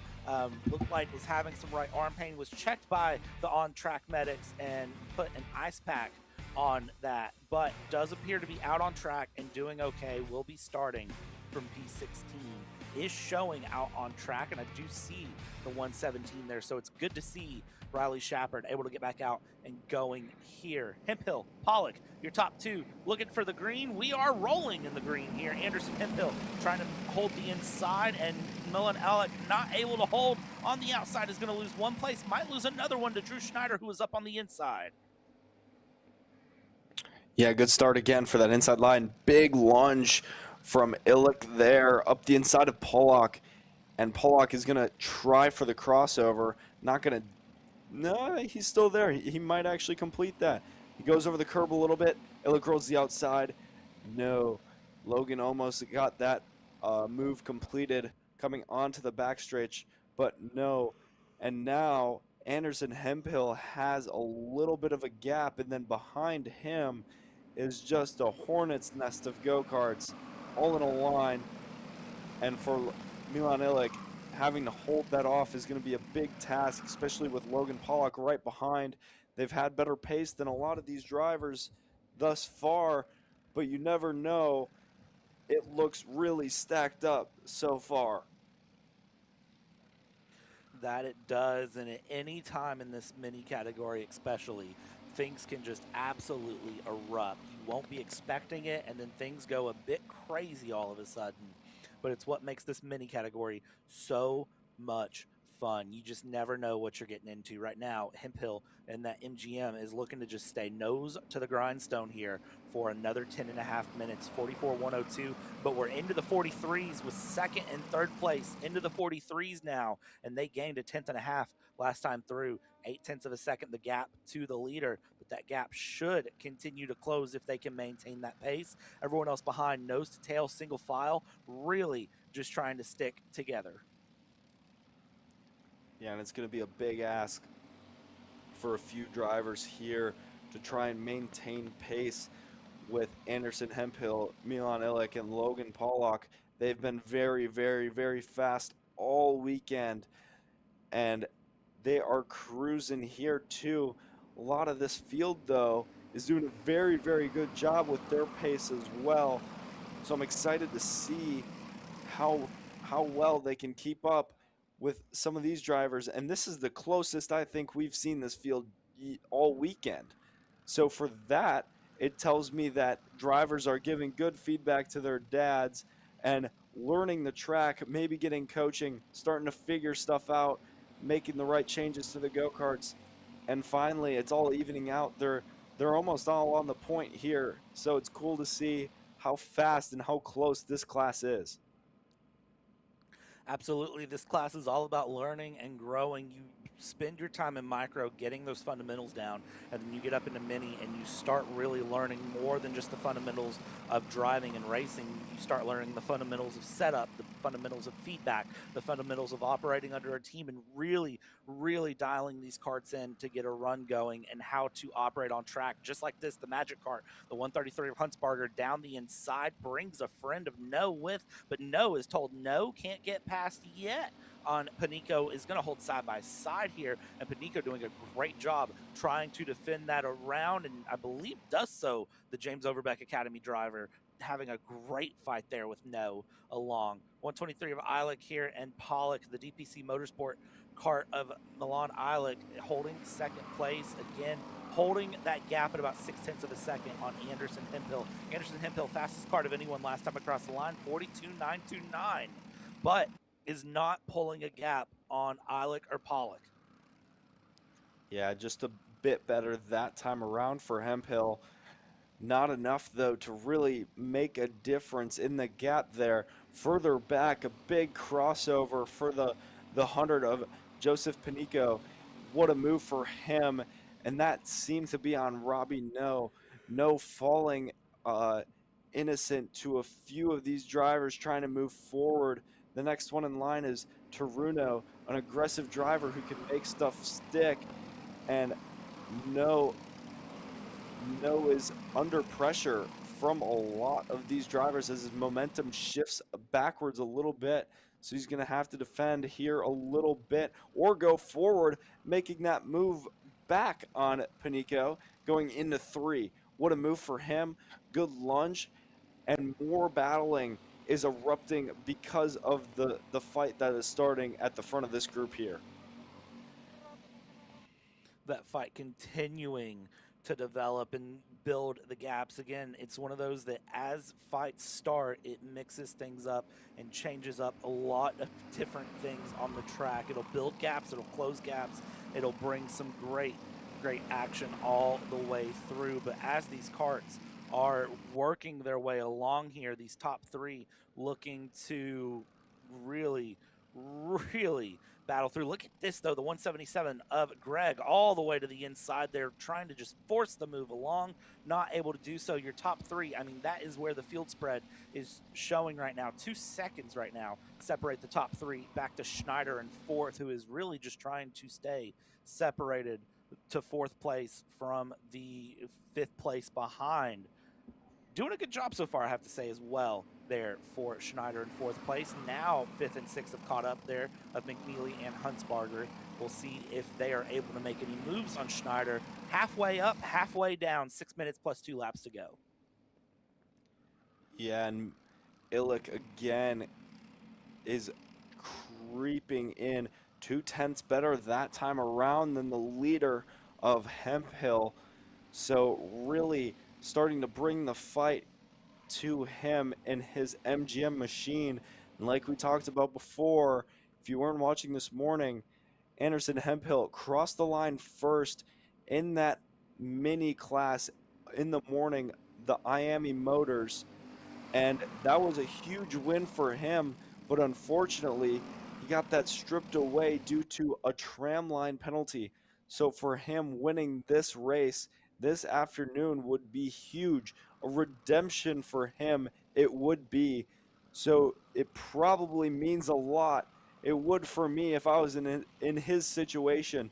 So he's going to be doing everything he can to hold off the 2 drivers behind him of Illick and Pollack. And for Pollack, last session in the pre-final, he fell off, creeping when the time was coming down. And now his goal, stay in the fight, keep in it, and allow yourself to be in a spot to win. Illick just wasn't able to make a move in the pre-final to get to the lead when the time ran out. And so that is going to be his goal. He obviously has the speed. It's just the fact of making the move stick in this final here. It's going to be absolutely exciting to watch how this all plays out with 4 minutes, 20 seconds left to go. Top 3 really keeping each other honest and keeping each other just right on the money. Any small error out of Hemphill will absolutely put Hemphill into a problem here. This top 3, while they're doing that, look at the gap they're building there to 4th place, back 5.1 seconds now, the gap from Pollack to McNeely. I mean, you can see the difference here. 123, Eilick to the inside here on Hemphill, gets the pass, last second dive down into turn 3, able to make that pass stick, and that is going to be the 123 Eilick up into the lead here over Hemphill, and Pollack now just kind of sitting back saying, okay, I'll let these 2 figure out what they're going to do, and then I will come back up into the back from there. We'll figure that one out momentarily. Yeah, and I think the idea from that 123 is take command, but Anderson Hemphill having none of that, going right back up to the inside of the driver that just took the lead, and he points forward. I don't know how much help he's going to get, though. I think the battle is going to start to erupt pretty soon here every move that these drivers have a chance to take, I think they're going to try and take it, because we've talked about that accordion effect, and it seems to have a little bit more of an effect in the younger cadet classes compared to the senior Briggs classes in the PM sessions. And so you don't get as many chances as it would seem to try and take lunges at drivers, especially drivers who are so fast, like Anderson Hemphill.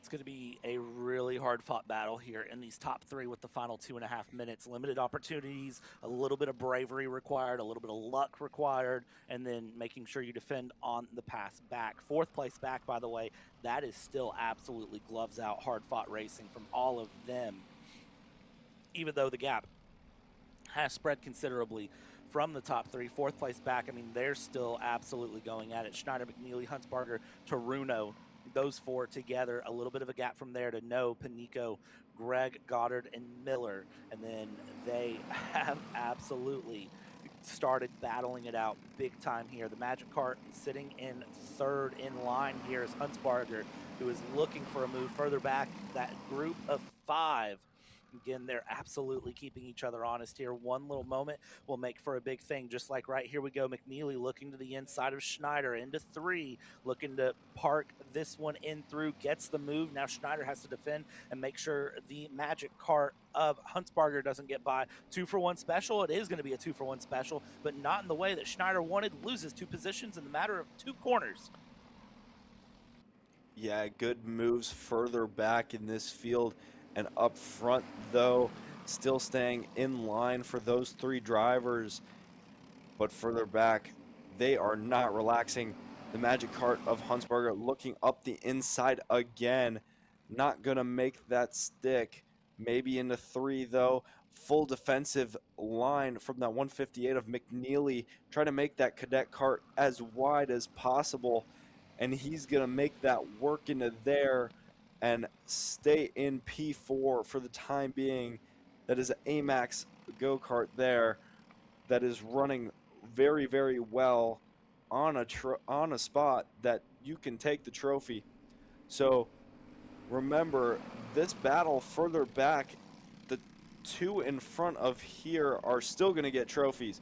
So top 5 is the podium this weekend at this regional event. So for these kids, this fight is on.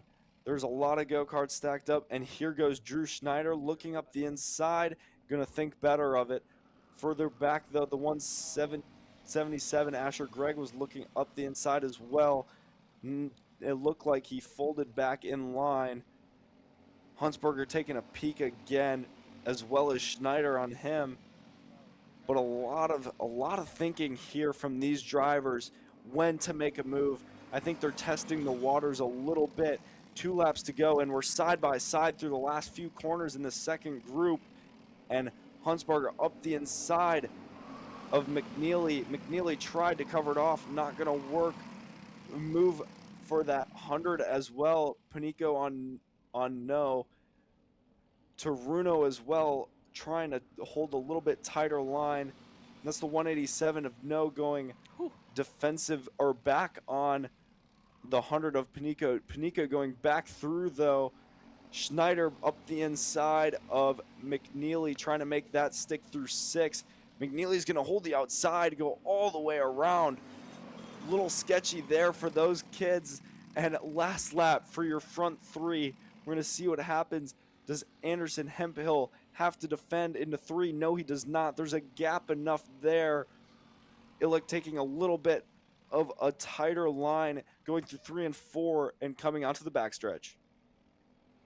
This morning it was Anderson Hemphill on track winning, but then getting a post-race penalty and losing out. Will this be an on-track win, or will this be an on-track second place? It was Illick looking for a move through. Hemphill with a little bit of breathing room into 9, going towards 10, is going to come through. MGM may not have the win in Miami this morning, but is going to pick up a win this afternoon. Comes across the line, wins in the Briggs, Mini Main, Illick, and Pollock, your top 3. From there, 4th place back is going to be the Magic Kart of Huntsbarger. Sparger, Drew Schneider. Oh, that was a bit of a wild moment there from McNeely and Schneider. Going through for 5th. Taruno 6th. Panico, the James Overbeck Academy driver, finishes it up in 8th. Robbie No 9th. Asher Gregg, your top 10 here. And look at the sportsmanship between the 124 and the 123. They know that they fought hard that entire race. Yeah, what a race from these mini drivers here to wrap up their weekend. One more race to go. One of the big ones, Briggs 206 Junior for their main event. And what a race that is expected to be. So don't go anywhere just yet. We've got one more to go. Stick with us here for Briggs Junior.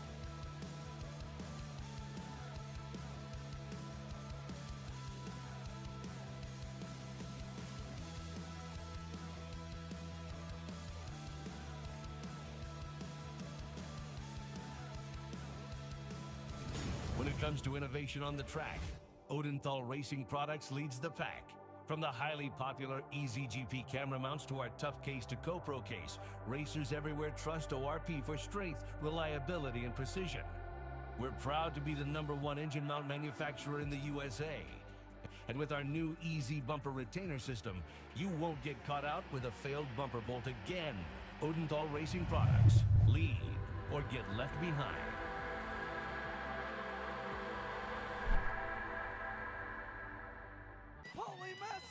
Wins the Wisconsin Grand Prix! James Overbeck on start number 2 gets win #1 in OKN Stars! On track or off, Brandon Jarsekrak Racing delivers elite performance. Led by 4-time Pro National Champion Brandon Jarsekrak, our team masters driver coaching, data-driven analysis, and mechanical precision at every national event. Contact us today at BrandonJarsekrakracing.com.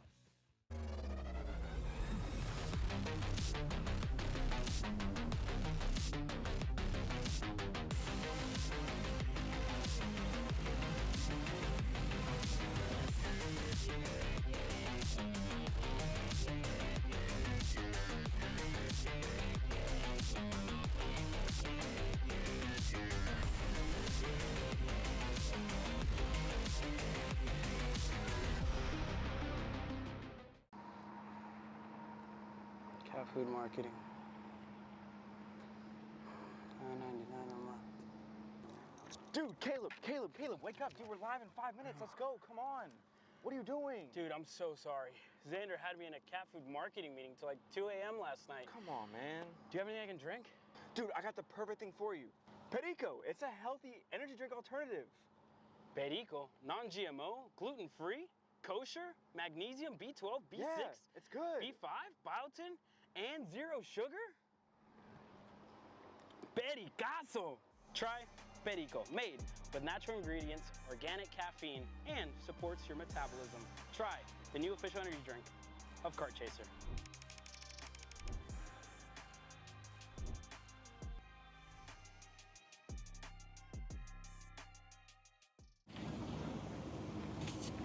Kyle, what are you doing? It's got my new Greyhound seat. You don't even have a cart.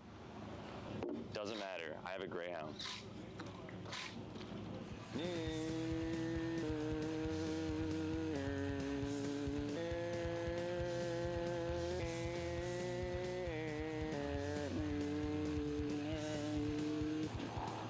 the f is Kyle Cuthbertson? Doesn't even have a go-kart. Doesn't matter.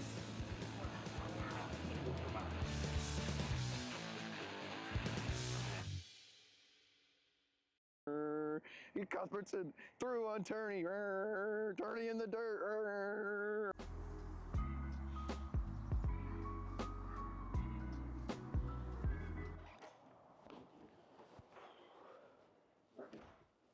Hey, what's up, Caleb?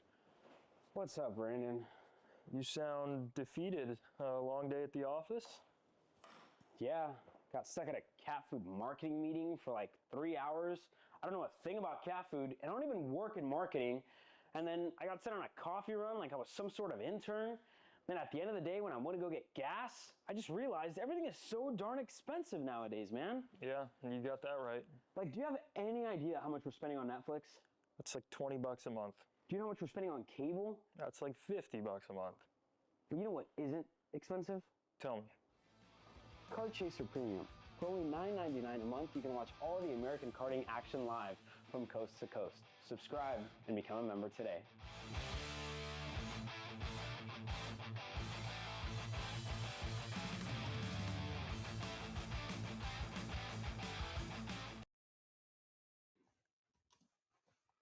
And the last run of karts is out on track now. This is your Briggs Jr., who actually got a shout out from the race director here at Apex in the Discord and told a great pre-final. Let's race each other that clean in the final. Looking at your starting grid, Jet Price, Tegan Schneider, AJ Stoner, William Richard, Jacob Scheibele, William Richard, Gigi Sivakumar, DeCoster, Beck, Lawson, and Dragonov, your top 10. Some big notables here up and down the field, of course, and well, be ready for it, because 29 karts are coming down the tram lines. Green flag is out. We are racing here for the final pre-final here, and it's 2 wide, it's 3 wide back in the back. Everyone holding together. Couple of karts go off into the grass. Oh. 1 kart's around backward, 2, 3 karts around backwards.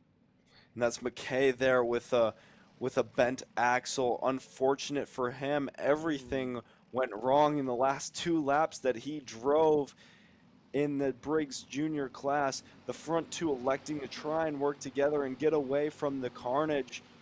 But unfortunate for a few drivers there who went off and was involved in the mess.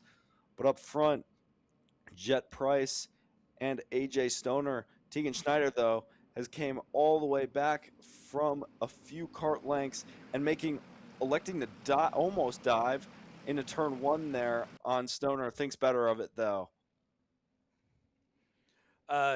One driver back in the back there taking the cut through into 2 to avoid side-to-side contact, now slotting back in there after letting several karts by. Not exactly sure who that was. That looked back around the Lincoln DeCoster Hayden Lawson area.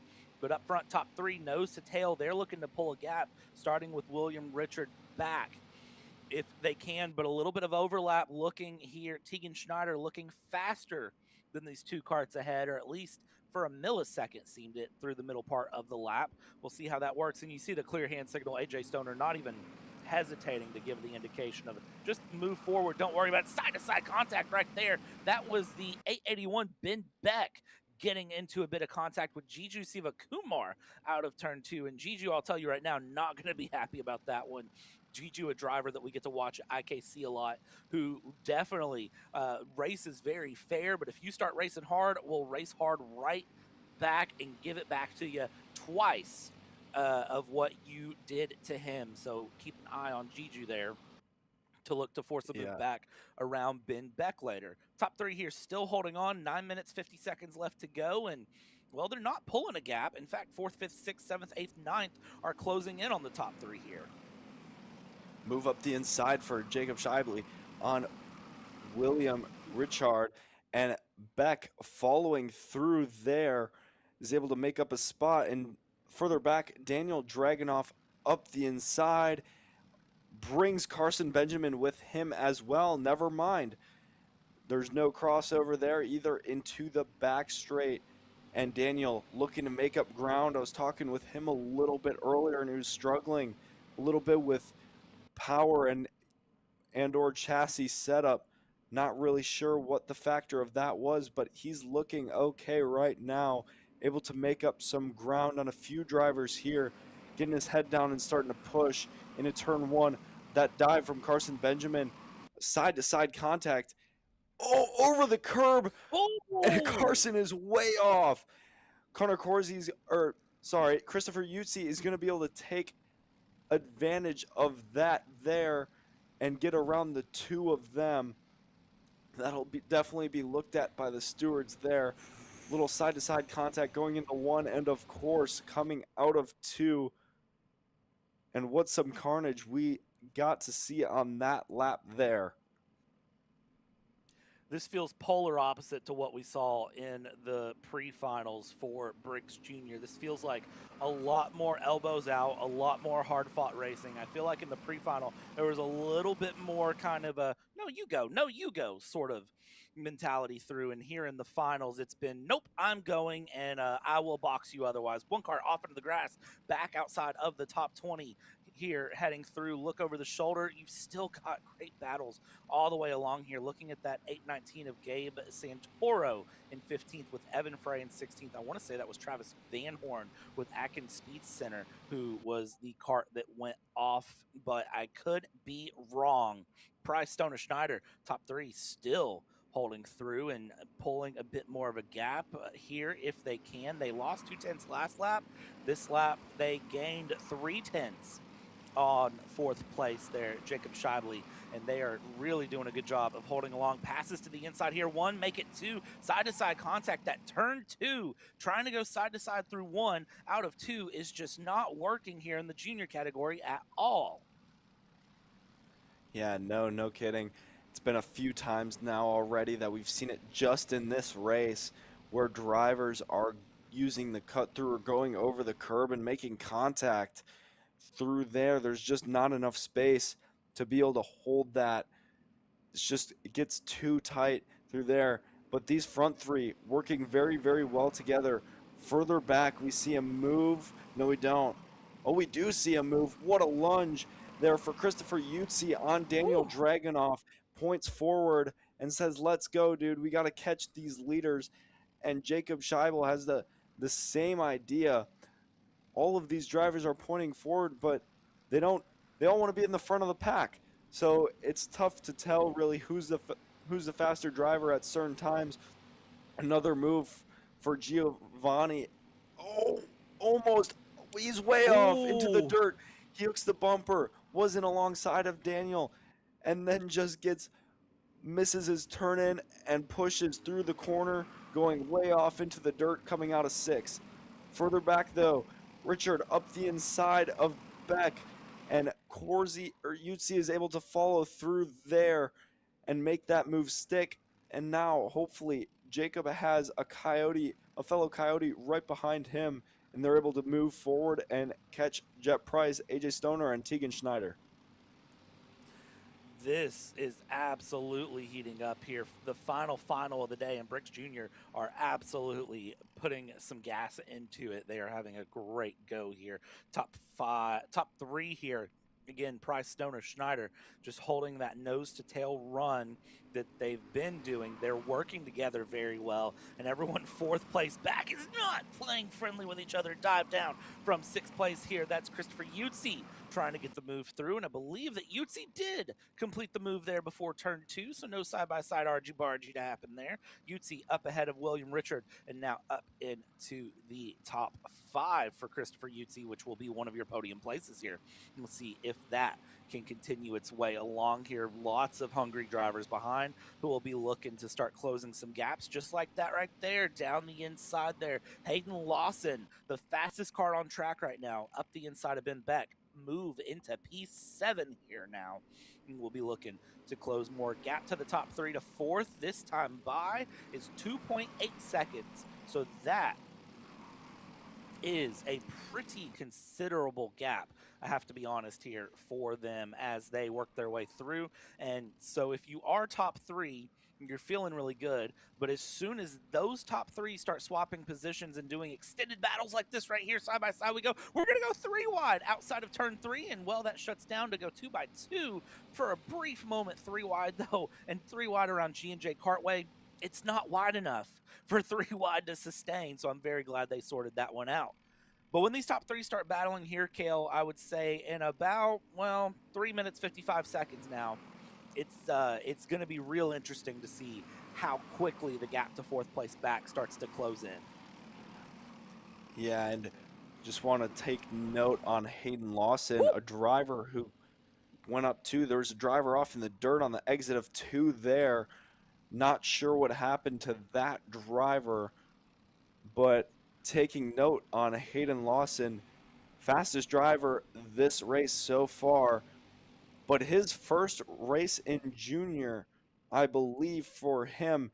And what a recovery weekend that he has had this weekend. We seen early on he got into an incident that would have put him further back into the pre-final, and now we see him on a spot where you are on the podium.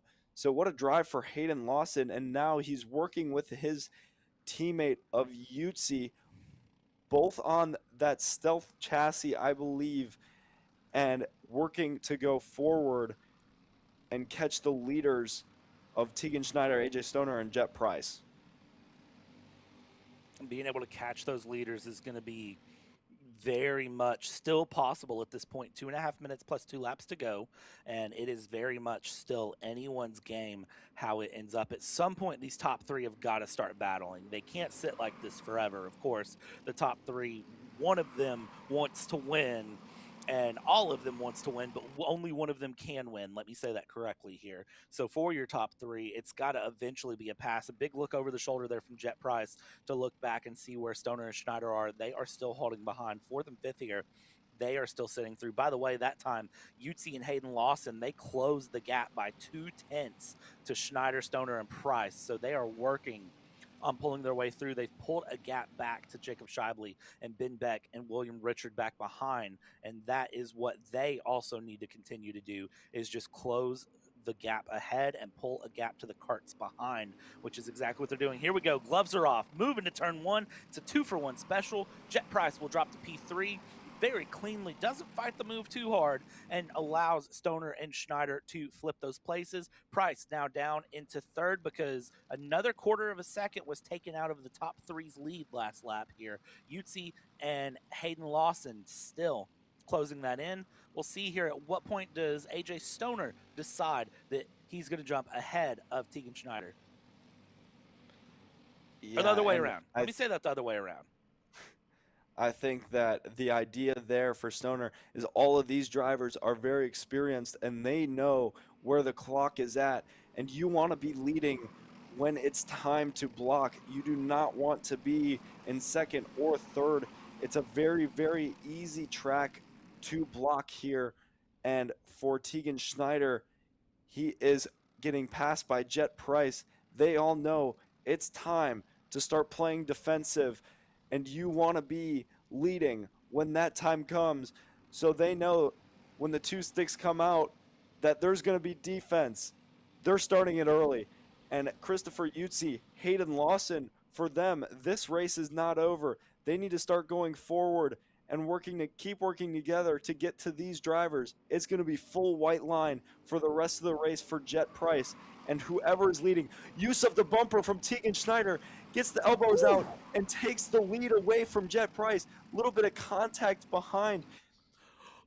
AJ Stoner telling him to go forward. What is going on? Chaos is about to erupt. 2 to go next time by. And here we go. It's only starting. All of the miscommunication from the top 3, and you can see the frustration coming out from the 814 of AJ Stoner saying, what are we doing? Just go. But look who's here. Yutzi and Lawson are here. Are we about to see one of the craziest moments here in karting? I wouldn't say the craziest moment in karting, but I think this is going to be a strong finish here, and you see the defensiveness already coming out here. 2 laps to go to settle this out. This will be settled in 90 seconds. Don't go anywhere. 90 seconds to settle in, and defensive to the inside for all of the top 5. That is going to be Lawson, who spreads out there to the outside. You see Yutzi take about a half a kart length overlap. Top 3 still trying to hold their way along here, and still you see a bit of a run here coming from Yutzi. Yutzi to the inside. Lawson will come with Schneider, Stoner, your top 2. You're looking over the shoulder, but now Yutzi, Lawson, they've moved up. And now they continue to fight. Big dive down the inside here into 10 for Price, trying to make that stick. That is going to give 1 position back. Now look at 6th and 7th. They've now gotten into the mix as well. We're about to see this erupt. on the final lap. Big dive down the inside here for Jet Price. Jet Price, a little bit of contact there going through with Christopher Utsi, but is going to defend it through. Schneider defending the inside. Spread out here. 7 Karts now in the mix here as the leaders have all just absolutely erupted. Coming out of 3 into 4. They're trying to hold single file, but nobody wants to be the one to give. Everyone's taking a defensive line, and at some point, someone's got to throw it through and make the move. Send it to the outside here in second place. Little bit of a slide there. That is going to be one of the carts off here up in the front, but meanwhile, Schneider, Stoner, they're battling it out through and along, and this is just shaking everything up. 1 cart off into the grass, coming through and coming across the line. Celebrations early. Is it worth? Tegan Schneider celebrates the win, gets the win here through AJ Stoner in second. Hayden Lawson pulls a third, but it was AJ Stoner who was off the track there through the final corners. Will that stand? I'm sure the stewards are going to have to take a look at that there for AJ Stoner. They'll review that. 31 cameras across this track, and I can guarantee you they've got several of them on that straightaway going through. Hayden Lawson third, Jet Price fourth, Ben Beck fifth. Christopher Utsi in the end was the one that went off there in turn 7, falls down to 8th place when it's all said and done. JJ O'Neill, by the way, in the Nitro Kart, up 16 places on the day to finish in P10. Kale, your thoughts on that final lap? I mean, just a crazy move from Jet Price going down the back straight on Utsi. Got the elbows out a little bit, maybe a little too much. We'll see what the stewards have to say about that one. Tegan Schneider, though, coming across the line with the win. I'll see what the stewards have to say about his move into 1, though. Used his bumper maybe a little bit going into there on Jet Price, I believe it was, with like 2 to go. So we'll see what the stewards have to say about a lot of this. But carnage in the last few laps. Hayden Lawson, though, what a drive for him. Rookie race for him, and he pulls out a P3 on the weekend after a rough start, to say the least. And what a weekend. What a recovery weekend for him. What a rookie weekend for him as well.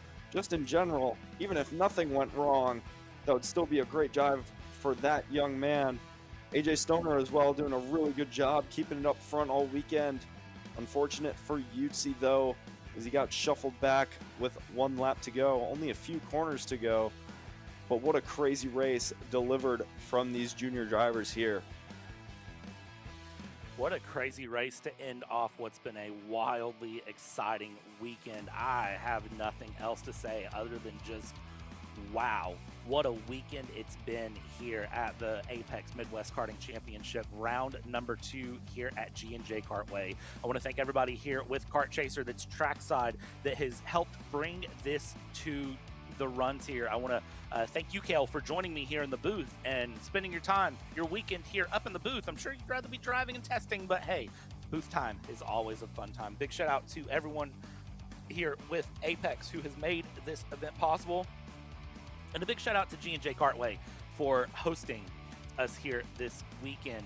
It's been great to be here. I can't wait to see the next time we're here at G&J Kartway, but we got to send this broadcast off somewhere, somehow, and this is going to be where things are done and dusted. So, on behalf of everyone here at Kart Chaser, my name is Brad. I've been joined by Kale. We've taken you start to finish this weekend. We got more action coming next weekend, so tune in next weekend for the next round of karting here on Kart Chaser. Good night. Boom. That's This broadcast is the sole property of Kart Chaser Group, LLC. Any rebroadcast, reproduction, or other use of the images, audio, or accounts of this event, in whole or in part, without the express written consent of Kart Chaser Group, LLC is strictly prohibited. Thanks for watching.